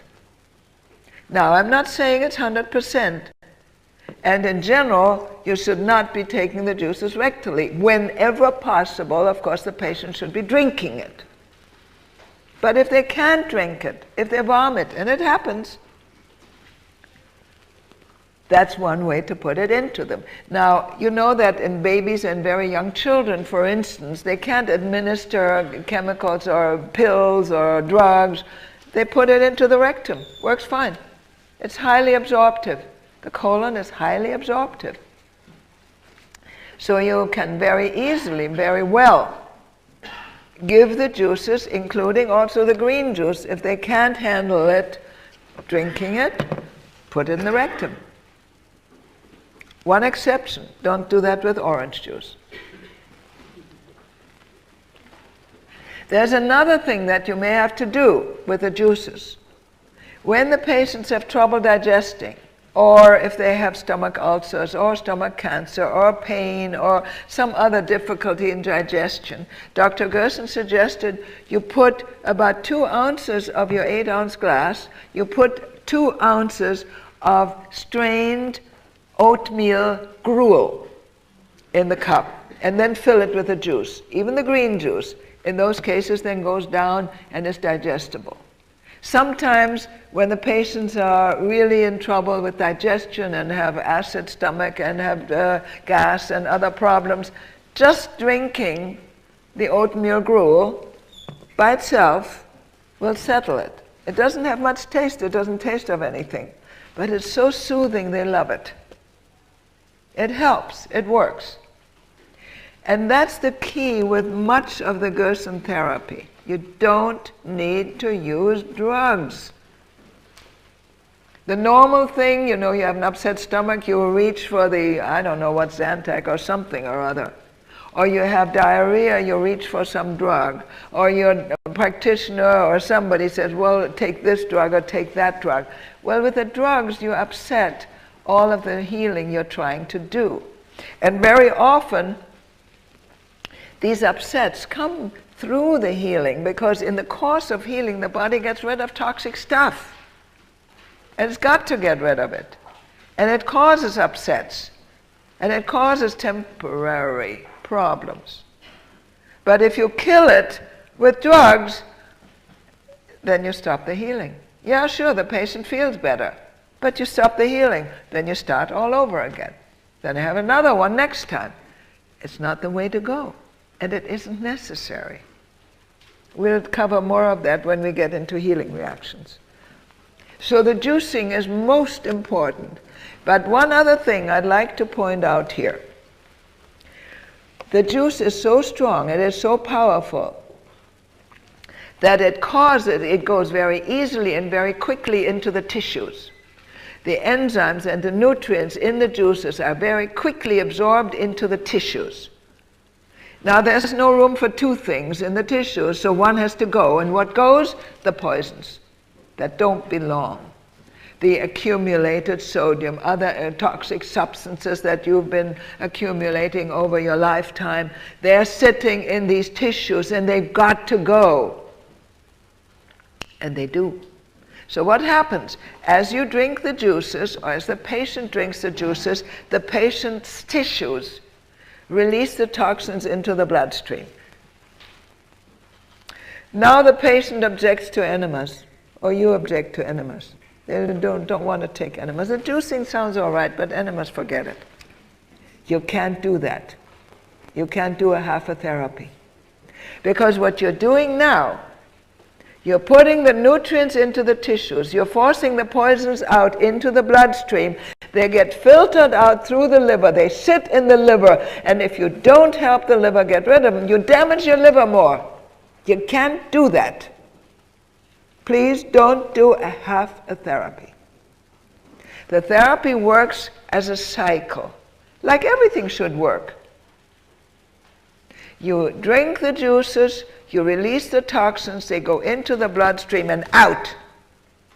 And if you don't help them out with a sick, damaged liver, with a blocked, toxic liver, you just push more poisons into the liver. And you can really risk further disease and serious problems in a cancer patient. If the cancer patient absolutely refuses the enemas, don't start the therapy. Don't do half a therapy. It's dangerous, outright dangerous. Be very careful. Dr. Gerson lost some patients before he realized the importance of the detoxifying enemas. He lost patients to liver coma. They didn't die of cancer. They died of liver coma, damage to the liver. Now don't do it. Okay? Okay, now the juicing machines. This is a different problem. There are many kinds of juicers now on the market. Dr. Gerson preferred, and we prefer, if at all possible, to use the two process machines. Grind the material first, and there are certain grinders available. You can even use a Champion juicer as a grinder, but as a grinder only. Now the Champion juicer has a plate that you can put under it so it doesn't juice. It only grinds the material, comes out the front. That's okay. If you juice, it's not so good, because I'm sorry to have to say, this is wonderful juice, and I appreciate that I have it. I need it for energy, you know, when I'm working like this for 4 hours, it's strenuous. But it's not the best kind of juice. The best kind of juice doesn't settle out. It doesn't have this foaminess. Eventually, it settles. If I left it sit here for an hour, it would settle into mush on top and water. That's not the right kind of juicing. It's best for a Champion to then have a press, and presses are available. The ground up mush goes into a tight filter cloth, which is supplied with the machine, and it now goes under pressure. The pressure is simply applied with a jack, same as a jack that you use when you jack up your car. It's pretty powerful. It's very simple. And if it ever leaks or breaks, your neighborhood garage will replace it for a few pounds. It's not very expensive. So you can and you should, if at all possible, have a two-process kind of juicer. Grind, press. There's another reason for that. When the ground up carrots and apples are mixed, after you grind them, they mix. When they're mixed, the acid of the apple helps to release some more of the minerals from the carrots, and you get a better juice. You get more minerals. It's been tested. You get more minerals, you get a better juice. There are now juicers that have these double grinding wheels, and one is called the Green Power, and there's one more. They're quite good. They extract a good deal of juice. The pulp is quite dry. It's not bad at all. But the double process, grind first, then press, is still the best. If you possibly can, it's more work. If you possibly can, and if a patient is really, really seriously ill, you want to get the best. Okay? It's a little more expensive. Not much, actually. A champion press doesn't cost much more than the Green Power. It's about the same. And it works, and that's the key. Now, when it comes to a plain centrifugal machine, that just as it grinds, it sort of beats out the fluid, they don't work. We had a patient here in London who had melanoma, and the Gerson Therapy is unusually effective in melanoma. We have outstandingly good results. One of these little booklets is on melanoma with many, many recovered patients, and nowhere near all of them. I could easily put together 100. There's only a dozen in the booklet. This patient had melanoma and not much money. She had a centrifugal juicer, the cheapest. She did get organic food. She did the Gerson Therapy. She did everything. And nothing happened. She didn't get worse. She didn't die. She didn't get better. Nothing happened. Tumor was just sitting there. Then she managed to borrow a better machine, a champion, which is better than the centrifugal alone. It will work. Not the best, but it works. And with a champion juicer, that was the only change. In 2.5 months, her tumor was gone. So we know, and Dr. Gerson experienced it, and we know it from other experiences, but this was in the UK, we know that the centrifugal juicers do not do the job. Don't waste your time, don't waste your money. You waste your expensive produce, your organic stuff, if you're not extracting the good value out of it when you only get water out of it, almost. You get only about 5% of the nutrients. The champion gets roughly 12 to 15%. The combination of the press, of the grinder and press gets much more, gets up to 52 to 55%. That's why we recommend it. Okay, so it's not just the juice and the juicing, but it's the right machine. It makes a difference. All right, now how are we coming along time-wise? We can go on a little further. I'd like to give you a break, yes? And there's something I don't understand. Where the grinder and the press, this is what's available in one machine? Yes, well, as one machine, it's mounted on one base, and that's the most expensive one. It's called the Norwalk. And the Norwalk has the electric grinder, and then it has the press, and the press is also connected to the electric motor. So all you do is flip a switch, and it comes up, the hydraulic press. That's $2,000, and I don't know, by the time you get it over here with customs duty, and I don't know, it's quite expensive. Not everybody can handle it, but it's the best, and it's the easiest to handle. Okay? Yes. All right, now let's go on and talk a little bit about the menus and the cooked foods. It's very interesting when patients come to the hospital, often the first thing they say, but all our food is cooked. They get their cooked oatmeal in the morning, and it usually is served never with milk, never with soy milk. What's oatmeal served with? With fruit compote, with applesauce, with raw mashed fruit, and whatever is available, or some grapes, or some cut up apples and raisins, or all kinds of things. You can do a lot of variation using the oatmeal as a base. I tell people, well, use it like a custard and vary it by giving it different sauces. With honey? Honey you may use, yes, we talked about honey. Yes, you may use honey. But it's a good idea to use some fruit with it. Okay? All right, and that's breakfast, and of course with a fresh glass of juice. Then lunch. Well, it starts with a nice big salad, then there's a special soup, then there's baked potatoes, then there's the cooked vegetables, and sometimes stewed fruit, sometimes raw fruit, and dinner is similar to lunch. So they say, well, all our food is cooked. Well, out of the 20 pounds worth, only about 3 pounds worth is cooked. What about all the raw juices? More than 75% is raw. And very often it's important to note that these juices will not easily be digested if the patient doesn't have a little bit of cooked food. For one, cooked food is important because of the vegetables. They're easier to digest, the fiber is broken down. They get lots of raw vegetables as it is. They get raw salads, but it's easier to digest. Furthermore, you need some of this soft bulk to help the food and the juices to move along.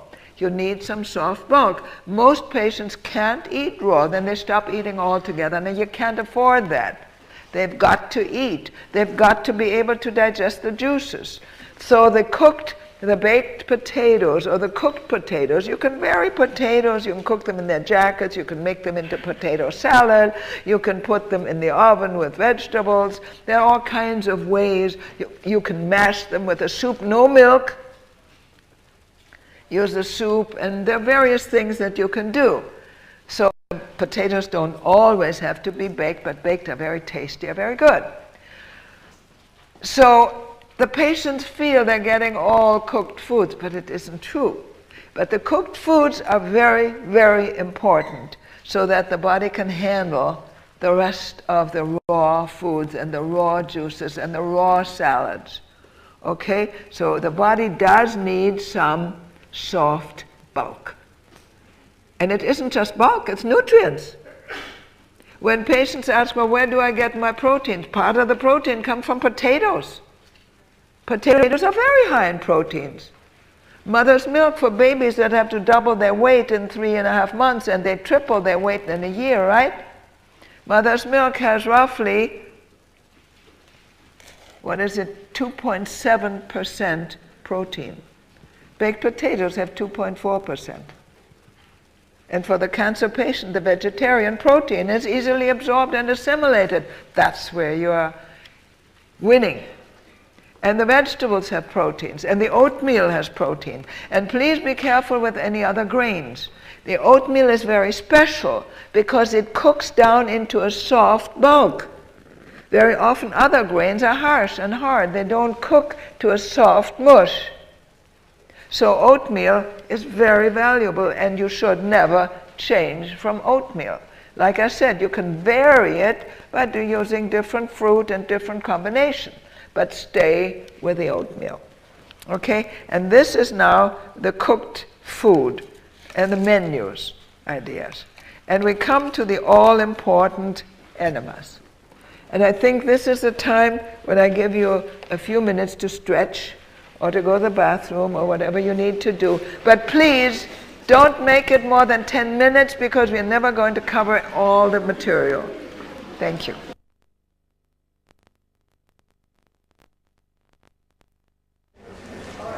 Let's go on now, and we have to discuss the all-important enemas. As I already pointed out, it's utterly impossible, it's actually dangerous to do the therapy without enemas. So if anybody says, okay, I'm willing to eat all the food, and I'm willing to drink the juices, I'm willing to do all that, but I don't like the idea of enemas, don't touch the therapy. And it does work the other way around too. You say, well, if enemas are so important, I'll do the enemas and I'll drop everything else. I'll eat whatever I please. That's no good either. Doesn't work. It's a very carefully coordinated and a carefully managed system. And every part of it depends on every other part of it. And it has to be a cycle. Let me give you an example. One day, We were sitting at table at my parents' house. It was a holiday in America, the Thanksgiving Day, which is usually Turkey Day, okay? I don't know whether we had turkey, unlikely, but whatever, the family was sitting around, the phone rings. And a man is on the phone and he says, you know, my wife has been doing so well on the therapy, and she had melanoma and her whole arm was full of tumor tissue and much of it is gone. I'm so pleased, everything is great. And it's been now about a month and a half. Can she have a little piece of turkey? Just a little piece of white meat turkey. So my father says, no, no, no, absolutely not. Well, why not? She's been so good. Now they start wheedling like naughty kids. Oh, please, Mommy. Okay. And he kept going on. And my father said, no, I cannot take that responsibility. Okay, I'll take the responsibility, he says. It's a case of fools rush in, right? Anyway, that was the end of that. What are you going to do? On the telephone, hit him over the head? 2 hours later, phone rings. The wife's in a coma. Now, it's not that turkey causes a coma. What happens is this. When the body is so busy absorbing all these toxic masses, all these tumor masses, it kills them off. It's now dead tissue. It's rotten tissue. Do you know how you feel if you eat a piece of rotten meat? It's in your stomach. This is in the bloodstream. It's dangerous. And it goes in through the liver and it's filtered out, and the enemas take care of it, and more goes into the liver and it's filtered out, and the body cleanses and heals and cleanses and heals. That works. But the little bit of protein, the little bit of meat, blocks that liver function and stops the elimination. Just enough. So the toxins remain in the bloodstream, bang, hit the brain. And the brain, by the way, takes approximately 2/5 of the ozone, the oxygen from the body. It's a little organ. It takes 2/5 of your oxygen to keep your brain going. The rest is for the rest of your body.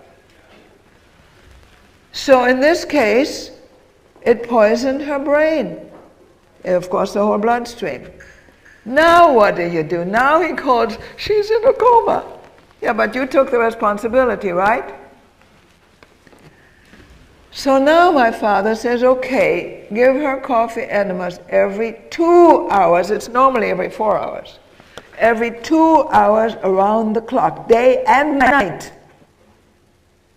You got to clear her again of this accumulated. Now it's accumulated toxin in the liver. Well, he saved her. That did the trick. But it's a dangerous thing to do. A little piece of turkey, who would think it? It just blocks the cycle. It blocks the cycle of healing and absorption and healing and absorption. I can give you another case. Now, these are the cases of healing reactions that we come to a little later. A woman also with melanoma comes to the Mexican hospital from Florida, all the way cross country. And it's a long trip. United States is a big place. And she's in terminal condition. She has tumors black all up her arm, and there's a ridge on top of her arm, and there's a tumor under her arm the size of a goose egg, and it's in her lungs. And she's spitting blood and coughing, and she's pale and yellow, a typical terminally ill patient. Pain, lungs. And within a week, all these tumors are breaking up. These are flattening out. This one is down to half. And she's in a healing reaction. And we increase the enemas. Now we start with 5 a day. Now when the body is so rapidly absorbing some of this tumor tissue, you actually increase it. You don't decrease it as the patient goes along. You do what the patient needs. And in this case, the patient needs additional detoxifying. So we detoxed her, And she did remarkably well. After 2.5 weeks, she went home in great condition, had red, pink cheeks again, had good color, eating and drinking. The pain was gone, coughing was gone, no more spitting of blood. The tumors had reduced. This one was down to about 1/3. It was fantastic. 3.5 weeks later, at approximately 6 weeks, and we get a heavy healing reactions. The first week when they're at the hospital, usually within 6 weeks, and then around 3.5 months, it could be the heaviest. At the 6-week point, I get a phone call. The son is on the phone. Last night, he says, my mom was walking around the apartment, and she was talking nonsense. She was repeating herself and saying silly things.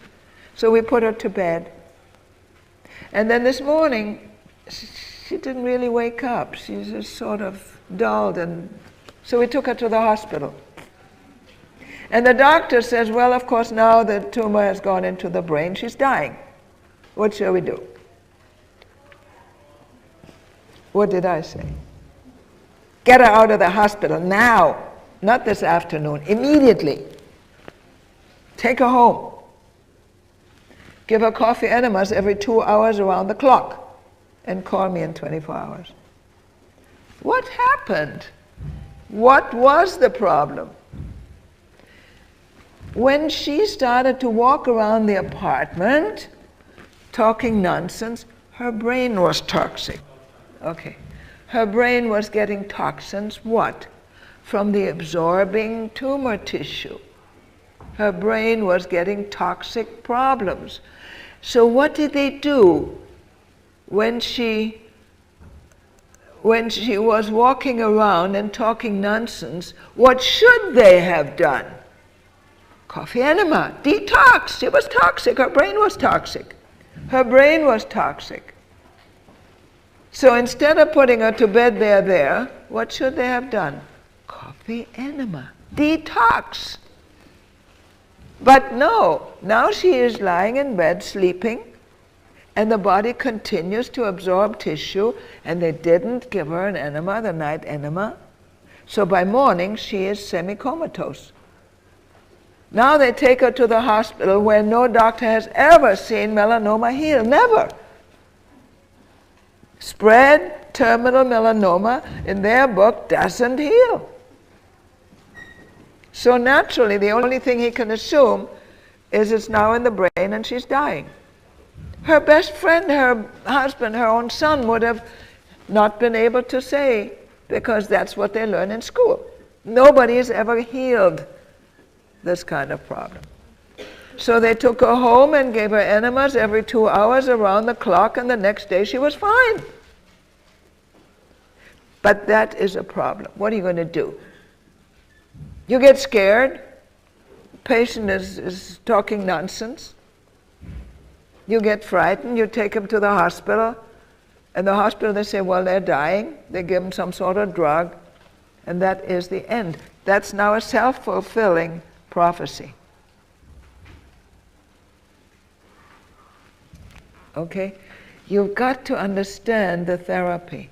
You've got to understand the basics, the philosophy. You've got to understand that when the body heals, when the body breaks down malignant tissue, it's toxic material. And when the patients get dulled or dazed or headachy or feverish, you've got to detox, not put them to bed there. It's misplaced sympathy. Doesn't work. Okay? It's not easy, people. When I tell you the whole problem is toxicity and deficiency, it sounds easy. It isn't. You're dealing with terminally ill people. And we're dealing with situations that doctors don't learn in school. They have no understanding of healing terminal cancer. They learn in school terminal cancer, you die. You make the patient, you alleviate the pain and make it easier for them. That's all. But that's not what we want to do. We want to save them, and in very large number of cases we are able to. But you got to know and understand that what I'm trying to do is help you understand the basics. Detox and flood the body with nutrients when you are toxic and deficient. Makes sense? It's a natural, logical thing to do. When you're full of toxins, you detoxify.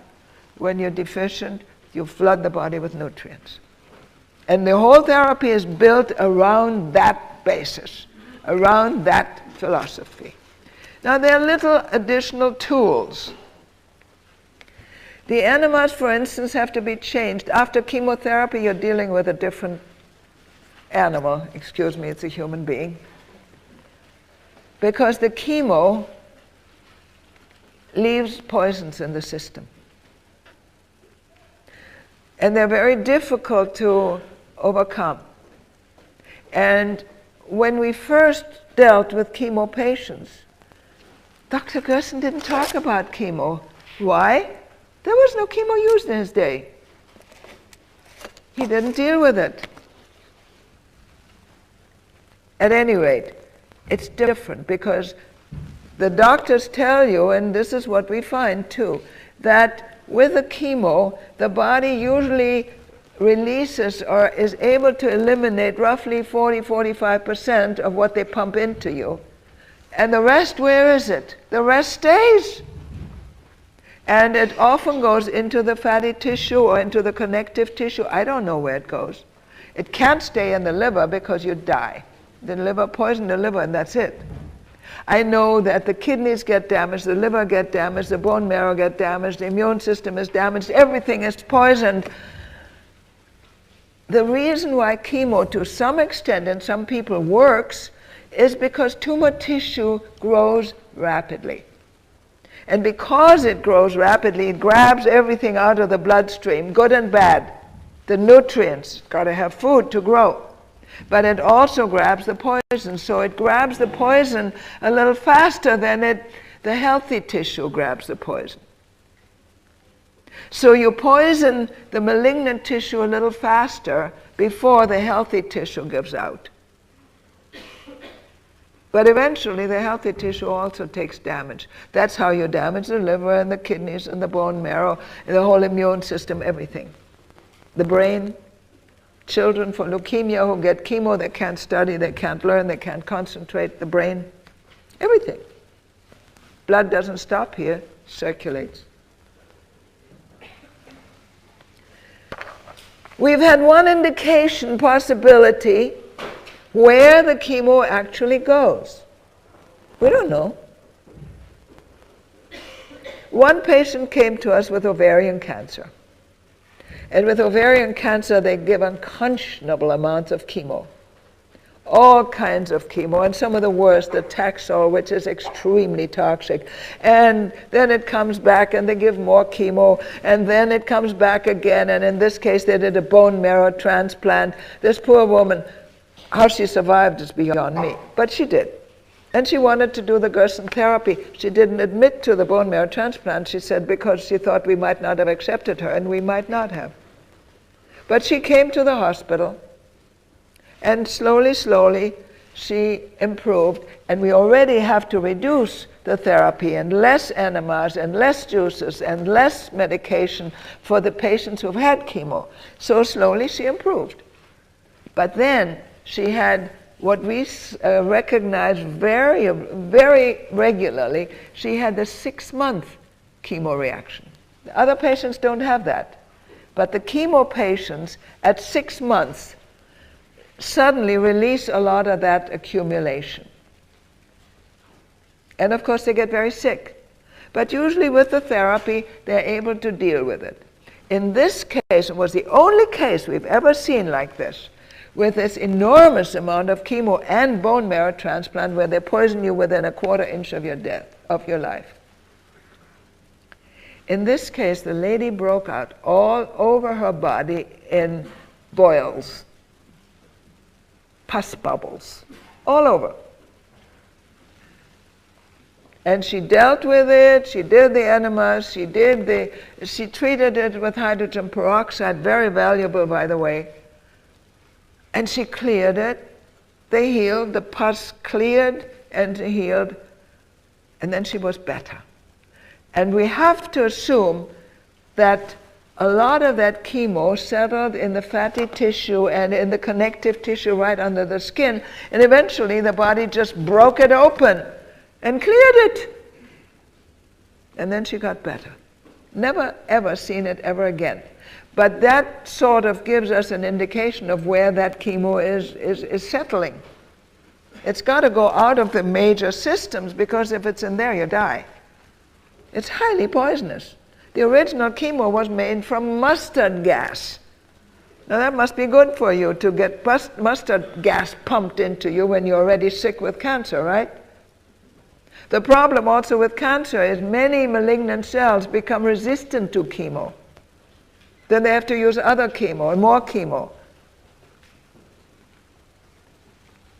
Until eventually, the chemo doesn't work. And the body is so poisoned with it that the defenses don't work either. And then they say, well, sorry, that's all we can do for you. Against you is my look at it.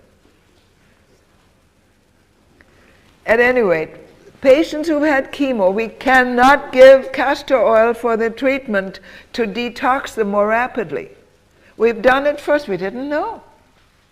The first time we had 2 chemo patients at the same time, we ever accepted them.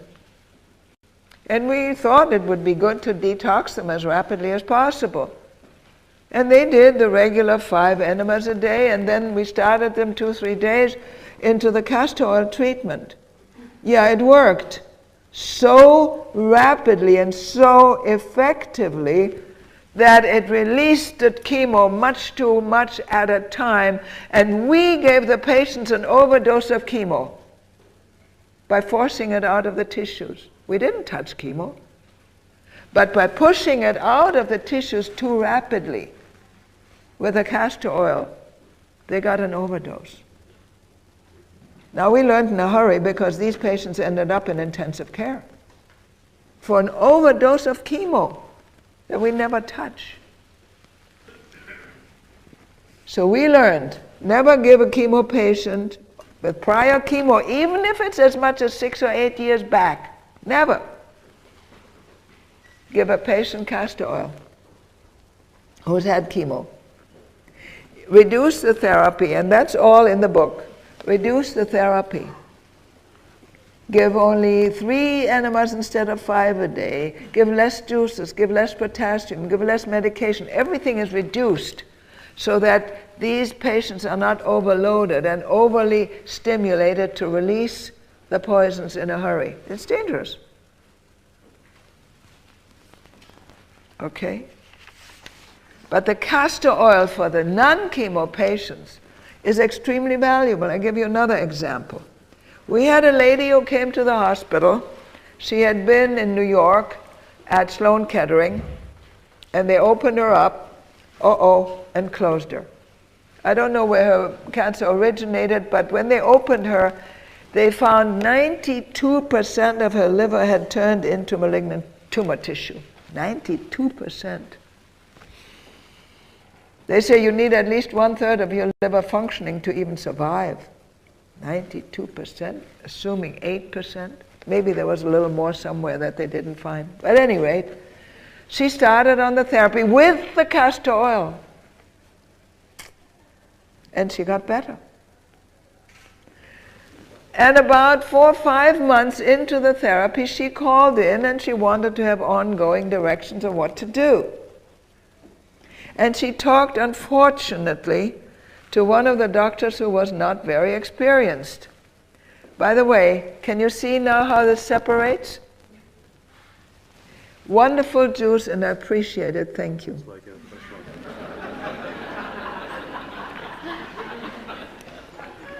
Mush. Thank you. Okay, so this lady, with 92% of her liver, she calls in around 4 or 5 months later and talks to this doctor, and he asks, well, how many castor oil treatments are you doing? Oh, she says 1 every other day. She never changed from her first intensive treatment. Oh, he says, That's too much at this point. After 5 months, you don't need that. Do 2 a month. Never reduce it from every other day to 2 a month. Bad mistake. Slowly help the body along. If the body now can manage on its own, fine, reduce it. If it can't, increase it again.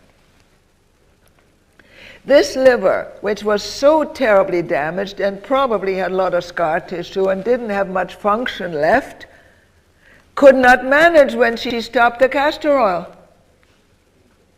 And she slowly deteriorated. She didn't get more cancer, but the body was not able to deal with the normal detoxing, with the normal waste of the metabolism, without the help of the castor oil, because there was too little liver tissue left.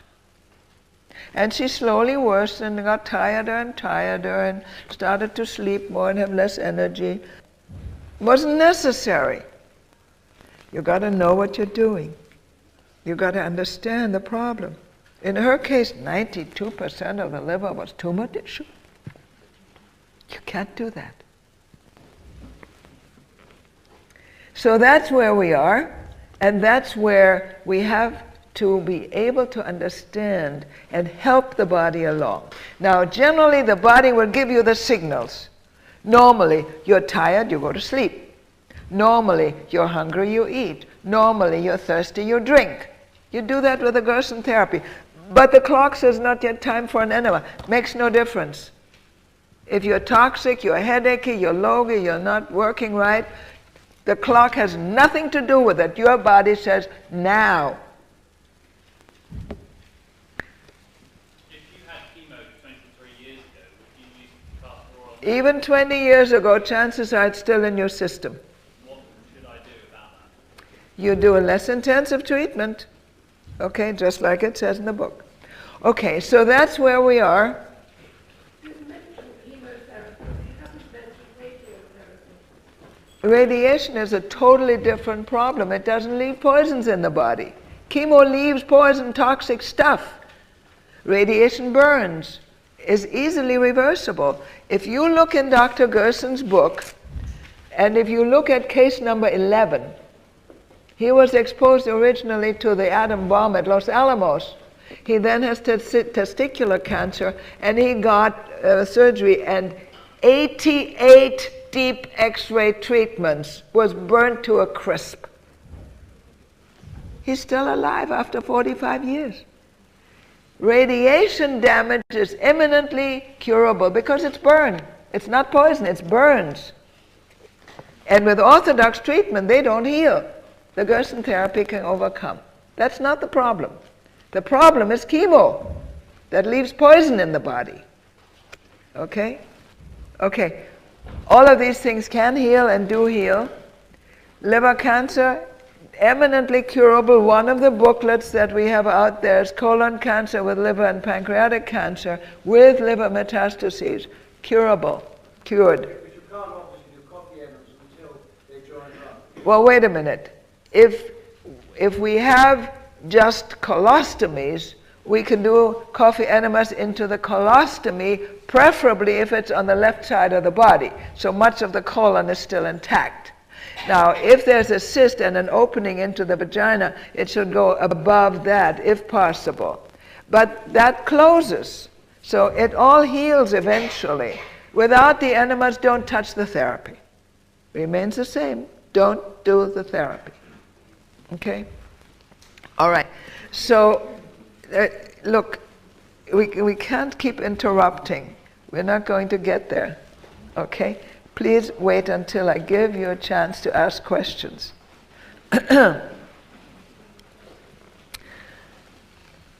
These flare-ups are very difficult to deal with, largely because they differ with each patient.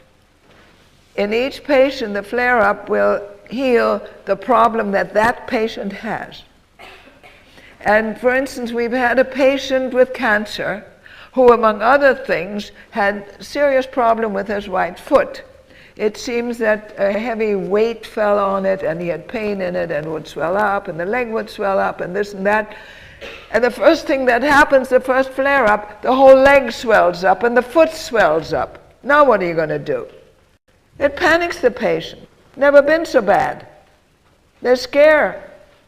If they weren't at the hospital, they would go, if they were not at the Gerson Therapy hospital, they would go to a doctor. And the doctor would give them drugs and all kinds of things. Instead, we leave it alone. Give it 2-3 days, the whole thing heals, and for once, the damage from the original injury clears, and that's the end of it. Never had another problem. Leg didn't swell anymore, there was no more pain. But sometimes the patients even forget to tell you about these things. They completely forget. They consider it completely healed. It hasn't given him any trouble. They forget to tell you. And then everybody panics. We had a patient who had lymphoma. We had eminently good results with lymphoma. And he had lymph nodes on his neck, lymph nodes under his arm, and these were already virtually gone in the 3 weeks he spent at the hospital. And he went home. Wife was there, learned the therapy. They did the therapy at home. After 3 weeks, the 6-week flare-up. After 3 weeks, he has terrible pain in his right leg. Why the legs? It's lymphoma. In his right leg, it swells. The pain is so bad he can't walk. And he has an idea what the problem is. But it lasts another day and another 3 days. Finally, the wife can't stand it. She's so nervous, she's so upset. When the patient has cancer, it's the first thing they think of. There's more cancer. It's now spread to the bone or something like that. So he goes to the emergency room. And of course, the young doctor there, oh, it's phlebitis, here's a drug. And he takes the drug. But he also took blood, and then the next day or two, the young intern or whoever it was says, no, it wasn't phlebitis, it's something else. Come for another drug. I don't know what other drug they gave him. Meantime, he was better. The flare-up went away. It turned out that 5 years earlier, he had a skiing accident, and he tore a ligament, or he tore something in his leg, and it flared up. And he had no problem until they gave him drugs. He never fully recovered from his lymphoma because they interrupted that healing reaction. That hasn't often happened to us because usually we can overcome even the damage the doctors do. And they do damage, let's face it. They do damage. Okay? But the healing reactions are the most difficult part of the therapy and scary. Because they can be accompanied, read the book, by nausea, sometimes vomiting, sometimes fever, and often depression. People get into crying jags. There's also an emotional release. There is no person in the whole world that hasn't had some emotional shock, trauma, pain, anything. Doesn't exist. So often they go into crying jags. They don't even know why they're crying.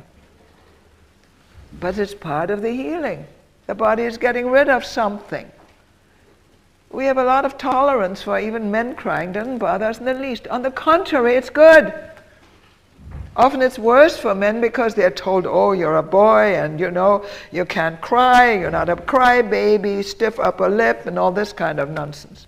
So it's all eaten inside. It's a bad idea. Let it out. Whew. You'll feel better. It's all part of healing, the emotional healing. And the healing reactions bring it about. Oftentimes the healing reactions are simply depression. And with this depression, you are even more likely to be scared and frightened and go to the hospital and go to emergency room and have some shot or pill. Ah, now I feel better. Yes, sure, temporarily you feel better, but you interfere with the healing. It's not easy.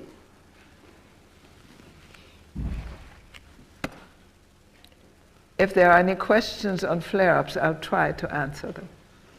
Yes? How long do the healing reactions last? How long do healing reactions last? Another difficult one. Often the first one is very short because the body is just beginning to heal and is only able to do this much. Then as you strengthen the body and detox and immune system is strengthened, this next one can be longer, can be 2-3 days. Often the third one, the 3.5-month one, can be as long as a week or 10 days, and that's when patients panic. But not necessarily. If there's no cancer, if it's other chronic disease, they're not as ill. They have the heavier reactions earlier. No telling. If they're not doing the therapy perfectly well, or if they have a lot of drug damage, prednisone for other diseases, and all kinds of, let's say, antibiotics or other treatments, and it takes longer, that's possible. Then they panic because they don't get a healing reaction. Okay? But in general, a healing reaction takes only a few days. The third one, the heavy one, can take up to a week or 10 days. And that's it. And then you say, well, how do I know if it's healing reaction? How do I know it's not worsening? Well, the patient should feel better. When it's over, it's over. And then the patient is better. Okay? Rheumatoid arthritis, we have outstandingly good results. Same if they give chemo. No good. Doesn't help. We had a young lady, rheumatoid arthritis, 34 years old, beautiful young woman, had rheumatoid arthritis from the age of 20, 14 years. Among other things, her father was an MD. He was a cardiologist, but it was, MD family. Among other things, she'd had 4 years of gold treatments, highly toxic, kidney damage, and often causes blindness. It's terrible. Did nothing for her. By the time she came to us, every single joint in her body was swollen and painful. All her fingers, her wrists, her arms, her elbows, her spine, her hips, her knees, her feet, her toes, everything. And she was walking, but hardly, and limping, and she had a terrible time. And the painkillers didn't work. 11 days, all the pain was gone. No painkillers. All the swelling and toughness was soft. There was a little bit of swelling left, but it was soft. She was able to walk and sleep without pain. She was just a whole new person. She was so happy you can't believe. And after about 2.5 weeks, she went home. And this is important, the warning. She went home and she was so happy she could move and she could do things. For 2 years, she had wanted to clean out her garage. She was able to move around. What did she do? She cleaned out her garage. Which was only a problem because she didn't take her juices, she sloughed down on her enemas, she didn't prepare her foods properly. She wasn't cured. Only under these top conditions of healing that we provided her with a therapy, under those outstanding conditions, her body was functioning. It was not functioning without that help. And the pain came back and the swellings came back. Well, she came back to the hospital. And I made her promise now, stay with it until the body is healed enough so it can maintain the balance. And that's extremely important. When a patient has cancer, very often with the Gerson therapy, especially in the aggressive cancers, the melanomas, often in the lymphomas and the ovarian cancers, those tumors go down very quickly. And the patients feel, and the doctors think, that the patient is cured. Not so. Only under these ultimate conditions that we provide through this treatment, with a constant influx of enzymes and minerals and vitamins, with a constant detoxing, only then can the body function and clear the problem. You stop and it'll come right back because the body is not healed. And that's why we say it takes 2 years of continuing to rebuild, restore, build up the organ systems, the liver, all the essential organs, the immune system, all the defenses, and get all the nutrients and the reserves back into the body. Then it should start to function normally on its own. It should. After chemo, it takes longer. There's more damage done, more poisoning. It takes longer. And I can't tell you how long. It might take 2 years, 3 years, 4 years or more. Maybe for the rest of your life. I don't know. What is the main reason why a cure doesn't work and the person dies? Why is the main reason the cure doesn't work? There are a lot of reasons. First reason is they don't do it properly. They cheat. Sometimes they make unknowing mistakes. Second reason is the destruction is too far gone. Third reason is the doctor damaged with the chemo. Fourth reason is some essential organ has been removed and the liver is not restorable. There are a lot of reasons.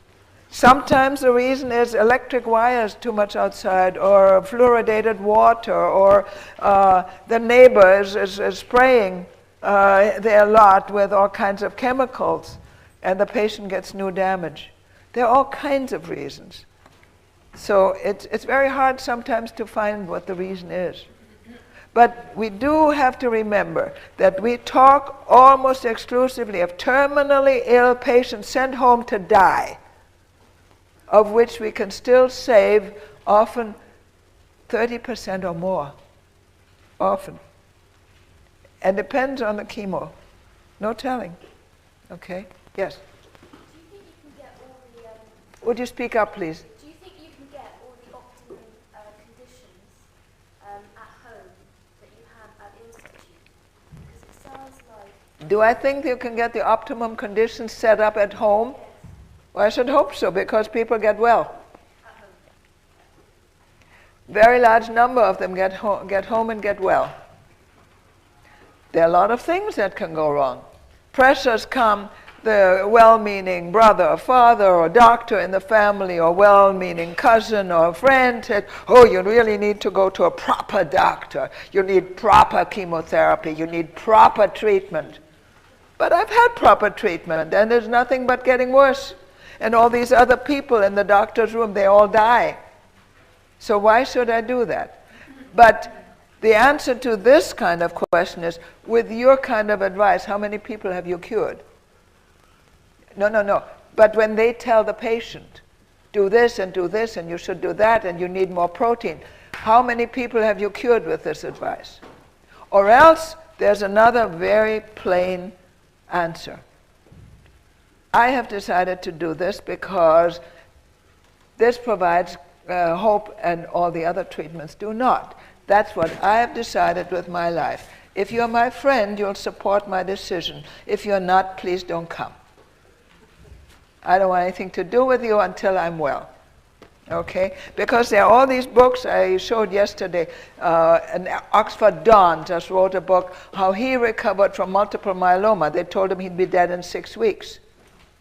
He didn't like the chemo, Gerontosh. He calls it living proof. He didn't like what they offered him. With chemo, he thought maybe 2 years. It's 8 years later, he did the Gerson Therapy, he's fine. Well, maybe it wasn't multiple myeloma. Now they start, well, maybe. But at the time they said he'd die. He has to have chemo. Were they going to poison him on purpose?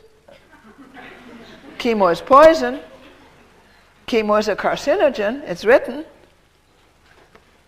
Okay. I'm sorry we're not getting along. We are stopping and interrupting and changing the subject, and we are not moving along. Now, if you'd like, we can just talk, and I can answer a lot of questions. If not, I'd like to carry on so that you get the whole instruction, please. The medication. There are certain things that are used on the Gerson therapy as medication. one of the major things, and I already pointed out the importance of the sodium-potassium balance and the whole problem of tissue damage syndrome due to excess sodium in the tissue. We got to get rid of the sodium. First of all, there is no sodium given at all in the therapy other than what's naturally contained in the vegetables. Plus, since the patients are so severely deficient, it's not enough to give them what's contained in the fruits and vegetables. Dr. Gerson added potassium. And the potassium compound is very important. He made some 300 experiments before he found the right combination. And it's not potassium chloride. For heaven's sakes, don't use potassium chloride pills. They can attach to the small intestine, eat holes in it. They're dangerous. It's not one type of potassium. There are 3 forms of potassium. They're described in the book. Potassium gluconate, acetate, and phosphate. You need the book. Without the book, you cannot use the therapy. It's a 10% solution. It's available here in England. It's available from the Gerson support group. I don't have that address. The Gerson support group. Okay? And that's one of the major things. The other things are also described in the book. We use certain enzymes. Pancreatic enzymes, for instance. Pancreatic enzymes help to digest and break down tumor tissue. Around the turn of the century, there was a Dr. Beard here in England who himself had cancer. He was teaching classes. And he showed them how he was taking handsful of pancreatic enzyme to control his cancer. He didn't cure it, but he controlled it. Pancreatic enzymes help to break down tumor tissue. And since we attack it with the therapy, it's helpful to break it down and digest it and get rid of it with the pancreatic enzymes. By the way, pancreatic enzymes, among other things, digest proteins. But tumor tissue is protein, right? It's your own body tissue, except it's sick tissue. We also use liver, of course, liver capsules and liver extract in order to shore up the liver and help the liver, because the whole key is in a sick, damaged, toxic liver. So we need to shore it up and help it. We do that. We use niacin. It's the only vitamin that we can safely use, other than B12. Niacin helps to open capillaries. Niacin helps circulation, and niacin is important in protein digestion. It's all fits together. It's all given in the book, the quantities and amounts. We use thyroid supplementation together with Lugol, iodine. And I explained how the iodine is so often displaced by our way of living. And displacing iodine is part of damaging to the immune system. So adding a little thyroid and iodine helps to shore up and stimulate the immune system. It's all important. Also, Dr. Gerson explains in the book how the iodine brings enzymes into the tumor tissue, and the tumors don't like enzymes. And it helps to kill tumor tissue. So it's all there together. And then we use the liver extract, intramuscular injections together with B12. Part of the reason is always to help to rebuild the liver, but the B12 is important because it happens, and I've seen photomicrographs, that tumor tissue tends to live on the red blood cells. And that's one reason why cancer patients often are anemic. Of course, another reason is chemotherapy, because it destroys the immune system. I mean, the bone marrow. Okay, so all of it is important, and everything is used to help rebuild and restore and reactivate. No stimulants. And this is extremely important to remember. If you stimulate, like with cortisone, prednisone, or any of these things, stimulants, yes, often make you feel better, and that's why they're so dangerous. Doctors love them because the patients feel better. Patients love them because their symptoms get better with the cortisone, with the prednisone. But what they really do is they drag the last reserves out of the liver until the liver collapses totally. Then what do you do? The doctor says, sorry, that's all we can do for you. It's not healing. It's beating a dying horse. It makes another effort, but it dies. So we don't do that. We pick it up and nourish it and bring it up and heal it. And that's the point. Okay, this is the point of the medication. But again, the medication alone will not do the trick. If you don't eat right and if you don't detoxify the body, it always has to go in the total biochemistry of all the substances and all the activities together. You can't use one. It doesn't work. Are there any questions on the medications?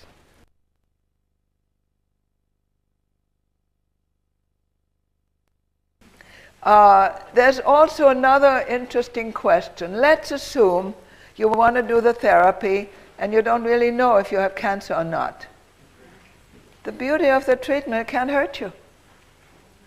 Chemotherapy can very much hurt you, but the Gerson therapy can't hurt you. Yes? Have you tried other herbal supplements to support the liver, like the Ayurvedic Live 52? The IV? Ayurvedic Live 52. The Ayurvedic? Which is supposed to help the liver regrow. We have not used any other liver supplements because our results are so rapid and so excellent. Sometimes we are worried about doing it faster, that the liver can deal with it. Okay? Because you must detoxify. And we already do a very intensive detoxifying. Okay? Yes? Why doesn't, if you have a healthy liver, why doesn't the healthy liver detoxify naturally? Why do you have to help? A healthy liver does everything you need to do naturally. It's only when liver functions begin to go down. How do you know? How do you know your liver is healthy? Okay, there are a lot of researchers that have shown that if your liver functions at only 40%, you still feel perfectly normal, seems to be everything okay. You don't know. And there are no tests that will show you that your liver functions 100%. If your liver functions 100%, you need nothing. Your body is fine. If there's anything wrong, anything from menstrual cramps, PMS, or from rashes or headaches or constipation or whatever, anything, the fault is the liver. Anything, even a small thing, the fault is the liver. And I strongly believe that there are very few, if any, people who are in perfect health, never have a headache, never constipation, never have a diarrhea, never have a flu or a cold, never have anything at all ever, that they're in really perfect health past the age of 2. Yes? In this whole process, the gastrointestinal system is extremely important. The gastrointestinal system is what we use to help replenish the body. Of course it's important. What I am asking is that people have a habit of, or rather some people have a habit of eating and drinking together. Of eating and drinking what? Together. At the same time. They have a... Eating and drinking together? You can always drink juices with food because it's food. No problem. Drinking water is a problem. Okay? It's no problem. Now, let's go on to the toxins.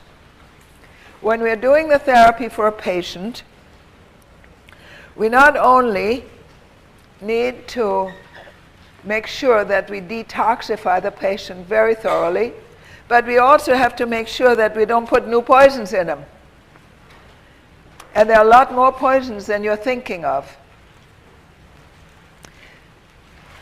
You polish a nice piece of furniture, God forbid an antique, and you use some nice furniture polish. It has solvent in it. Solvent is highly toxic.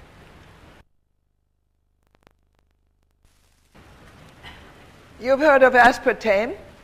Most people know it under the name of NutraSweet, Equal, or Spoonful. Artificial sugar. It's better than sugar, right? Sugar is bad for you. Aspartame is extremely dangerous. Okay, there is now, the keynote address of the World Environmental Conference was that there was an epidemic of multiple sclerosis and systemic lupus triggered by aspartame, artificial sugar. In multiple sclerosis, when aspartame is discontinued, most of the symptoms disappear. Even vision has returned and hearing has improved in damaged patients. Okay?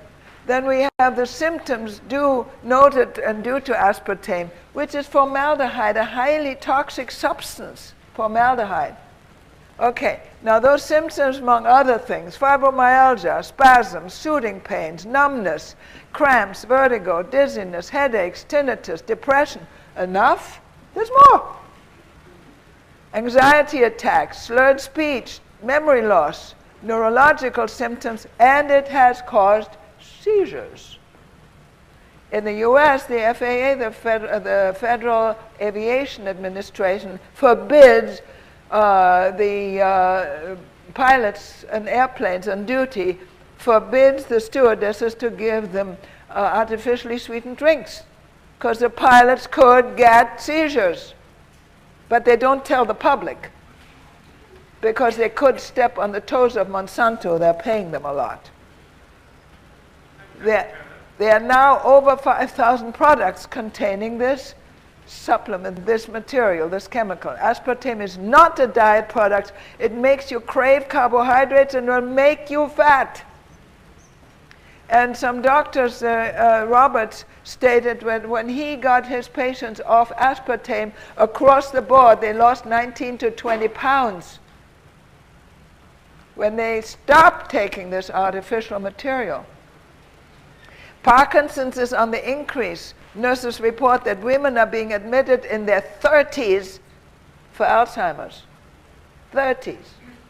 Because of brain damage and depression and headaches and all of these other things. It's absolutely horrendous. And the problem is that the FDA knows it, the American Food and Drug Administration knows it, but they're being paid such huge sums of money that nobody makes any noise about it. Also, there is a sugar substitute available which is harmless. It's called stevia. Okay. And they don't even allow it to be called a sugar substitute because it might step on the financial toes of Monsanto. It has to be sold as a food supplement. That's not for the Gerson therapy. It's just so you understand where all these poisons come from. My daughter lives in a little village at the top of Lake Como in Italy, where everybody knows each other. And among other things, she chatted, she talked to a guy, happens to be the undertaker. The undertaker tells her that he no longer has to treat, what do I call it, embalm the bodies. They're so toxic with embalming chemicals, you don't have to do anything. You're already embalmed before you die. Yeah, it's not funny. It's pretty serious. And this is what we have to deal with. Now, my father said in his book that it took 18 months to restore people. With all this kind of junk with Monsanto and all of these other food additives that are being used, are you surprised it now takes 2 years? People are more toxic. The air, the soil, the water, everything is more poisoned. People take more drugs, tranquilizers and all these things. The children that were going around shooting up their classmates, they were all on either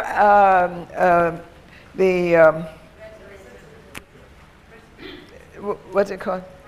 Ritalin, sorry, yes, thank you. On Ritalin or on antidepressants. They're on drugs, they're drugging people and children. Then they're surprised that they act funny. Funny. Dangerous. It's very, very terrible. But that's where the toxins are. In the home, you spray because you've seen a couple of bugs or you see a cockroach. Not that I appreciate cockroaches. I don't like them. But there are ways of dealing with them that without poisoning yourself and your patient. You can use boric acid and spread it along. They're not going to die immediately. Give it a few days. But you're not going to die from it either. And you can't use these poisons when there's a patient around. And avoid the fluorides, the carbofluorides, which is the propellants in stuff that's under pressure. What happens is when it's under pressure and you put it in the air, it's tiny little globules now that are spreading through the air, and you inhale it, you get it in your blood system from your lungs. Don't do that.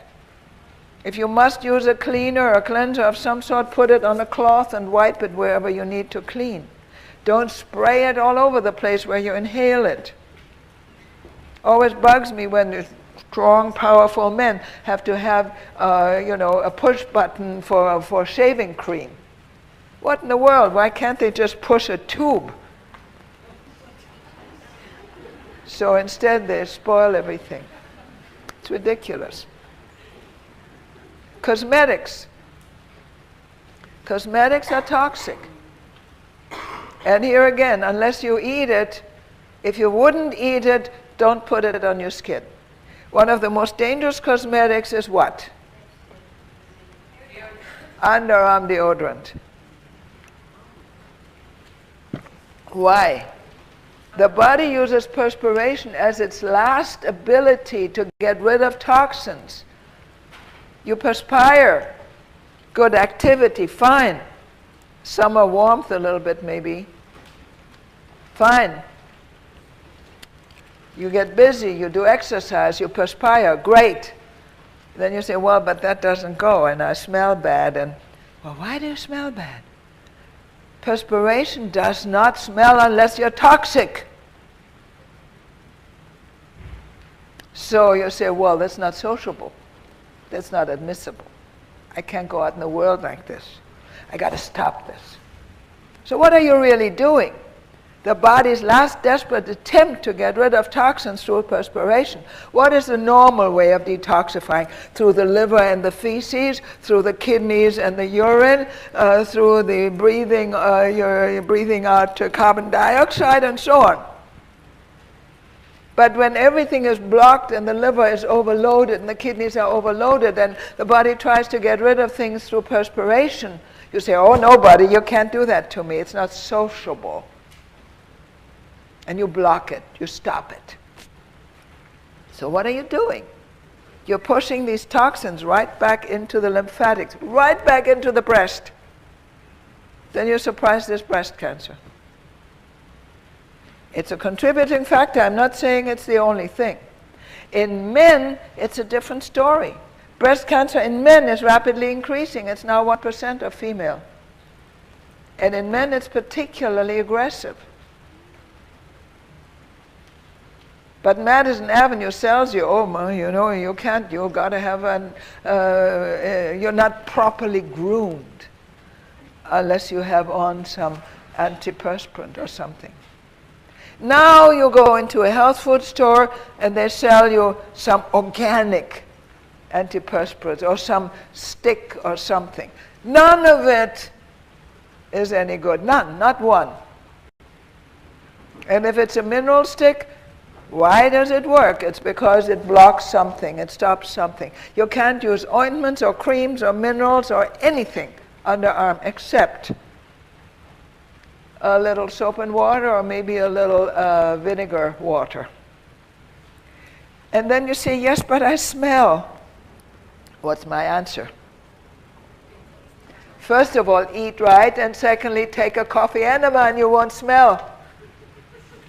You get rid of these toxins the proper way, the effective way. Perspiration isn't very effective. Because you also know that in many cases, when people are very ill and their bodies are very toxic, they have night sweats. What's night sweats? At total rest, the body is able to get rid of some of this junk. Okay? And the body tries very hard. And then you get very upset about it. But you don't understand, and doctors don't understand, and they don't understand detoxifying. So you either suffer through it, or your doctor gives you something to try to stop it. Don't stop it.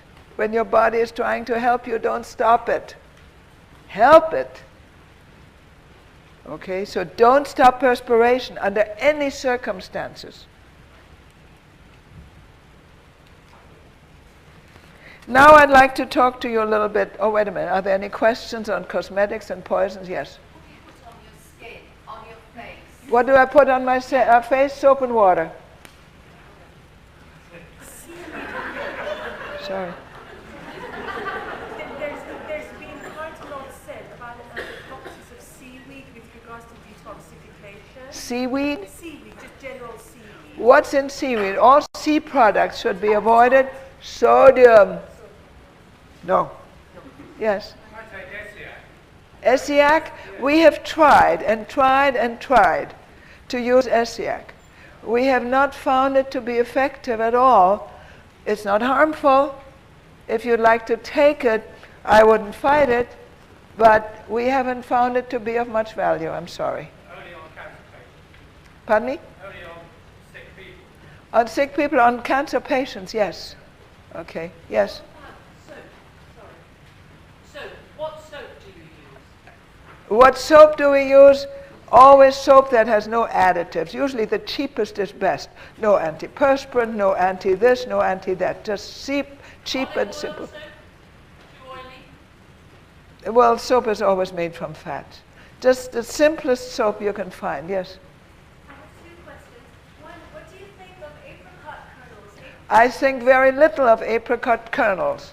Okay, they're supposed to have Laetrile. But in order to get pharmaceutically effective doses of apricot seeds, Laetrile, you would need to eat 1 pound or 2. You get much too much oils and the flesh of the nuts and so on. It's a no-no. I'd like to talk to you about ozone and peroxide. Now that is quite an interesting situation.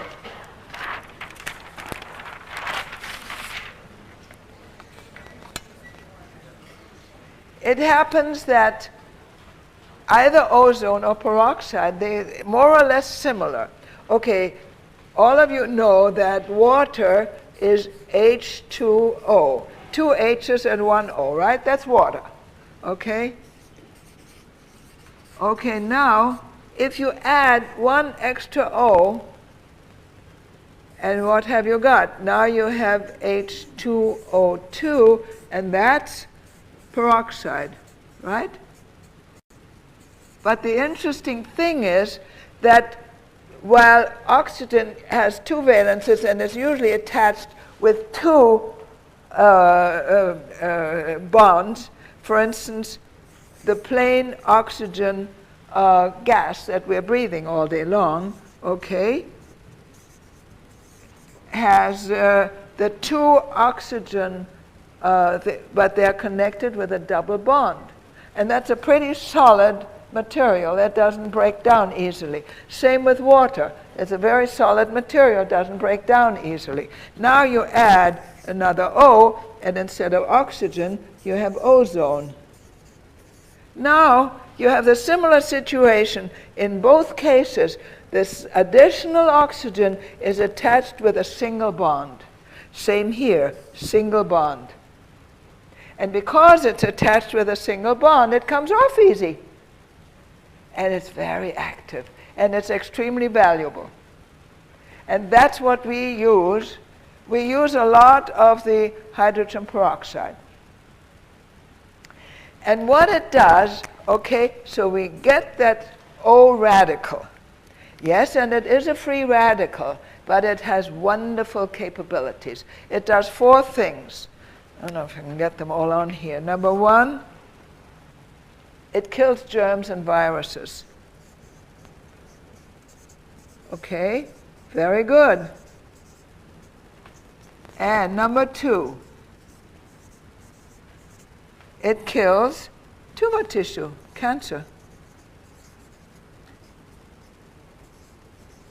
Number three, it oxygenates the bloodstream. Now, sometimes they use hyperbaric oxygen chambers to pressure extra oxygen into the blood, but it's oxygen, it's not ozone. And the minute you get out of the chamber, very quickly you lose this extra oxygen, and it's the way it was. Not with the ozone. That extra ozone is much more capable of staying in the blood, and you still find it 72 hours later. So this is number three. It ozonates the blood. Therefore, makes it more active. And number four, because it's a free radical, it combines with other free radicals and makes toxic free radicals into excretable compounds. Okay? So it combines with free radicals.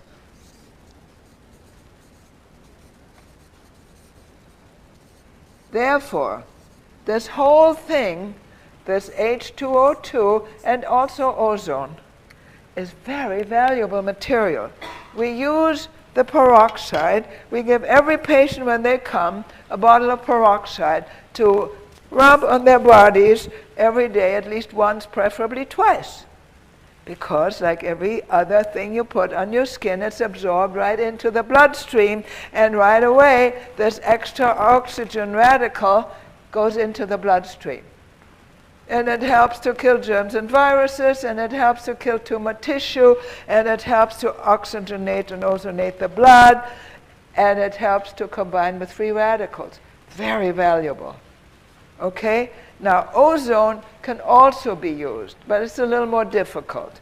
For ozone, you need a room ozone generator, which is very useful, but it's a little extra machine. It happens that peroxide is very cheap. Very cheap, very effective, very useful. Guess what Orthodox doctors think of it? No good. It's too cheap. Okay? Do you have it on the skull as well? Because we were talking about how the skull absorbs. Yeah, why do you want to put it on your hair? You're going to bleach it halfways. Don't try. Doesn't work. Okay? So, very, very valuable. And anything like this, which is harmless, does only good, helps the patient, and doesn't just have to be cancer. How about germs and viruses? What about chronic fatigue? What about all the other problems? What about the free radicals? What about the toxins? Yes. Yes, I know. You can put ozone in the bloodstream. I've had those treatments. But just for people to do at home. This is so easy. Okay? This is so easy, and they can carry on at home. They can take care of the patient, and it helps, and it's very useful. There are ways of putting the ozone into the bloodstream. I've had those treatments. Before we give anything to a patient, it's me first. You ever hear an oncologist say that for chemo? Wonder why? Because the juice is truly satisfying. And when it's organic food, the body is truly satisfied. Patients lose their craving. They lose craving for cigarettes. They lose craving, sometimes just the companions who eat the proper food, lose craving for sweets. They don't have to go into the stores anymore and buy candies and cookies and ice creams and so on. They lose craving. And as a result, we also do extremely well with drug addiction.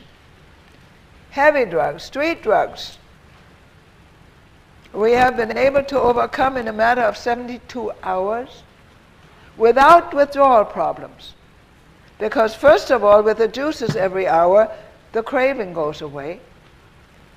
And then when the withdrawal comes, coffee enema takes care of the withdrawal problem. The only problem we have with such patients anymore is at night, when at 10 o'clock they take their last enema and go to sleep. Now they get no more juices, they get no more enemas, they start to have heavy dreams. They get these black dreams, and they wake up in terror and with very serious problems. At that time, they take a night enema, so what? They can't sleep anyway. So at 2, 3 o'clock, they eat a piece of fruit, or they have some stewed fruit or some applesauce to build up a little bit of their blood sugar, and they take an extra enema, and they go back to sleep. No withdrawal, no problem. We have clearly, completely gotten rid of drug addiction in a matter of 72 hours. What about nicotine? How about Nicotine? nicotine? 24 hours. Let me show you one other thing that I didn't get around to. Very interesting. Okay. This is a dark field, high power view of normal non-aggregation red blood cells 6 hours after a low-fat meat. These are the red blood cells floating freely around in the blood. There's a white blood cell. Okay, they're floating freely around, and since they have to pick up oxygen to carry it to all the tissues, they've got to be able to float around. They have a lot of surface that way.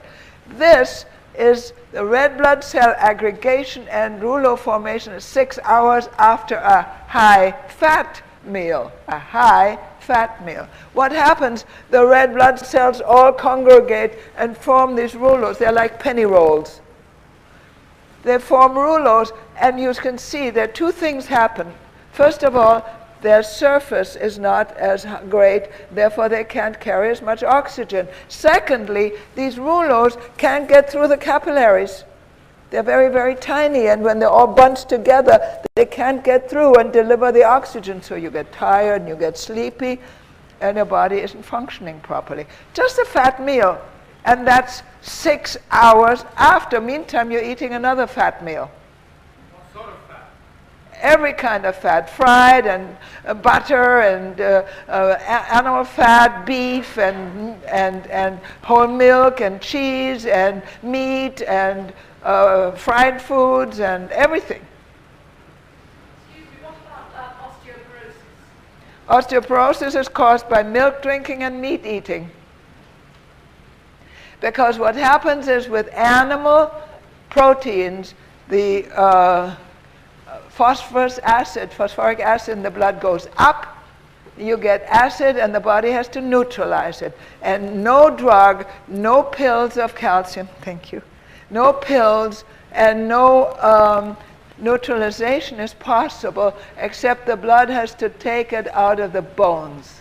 The person I'm thinking of is a vegan. I'm vegan, I take no calcium, I take no HRT, no hormone replacement, I have no osteoporosis, I'm 80. Okay? That's the key. It's all the same thing. By the way, this is your best source of calcium, because there's no way that any one single mineral will work.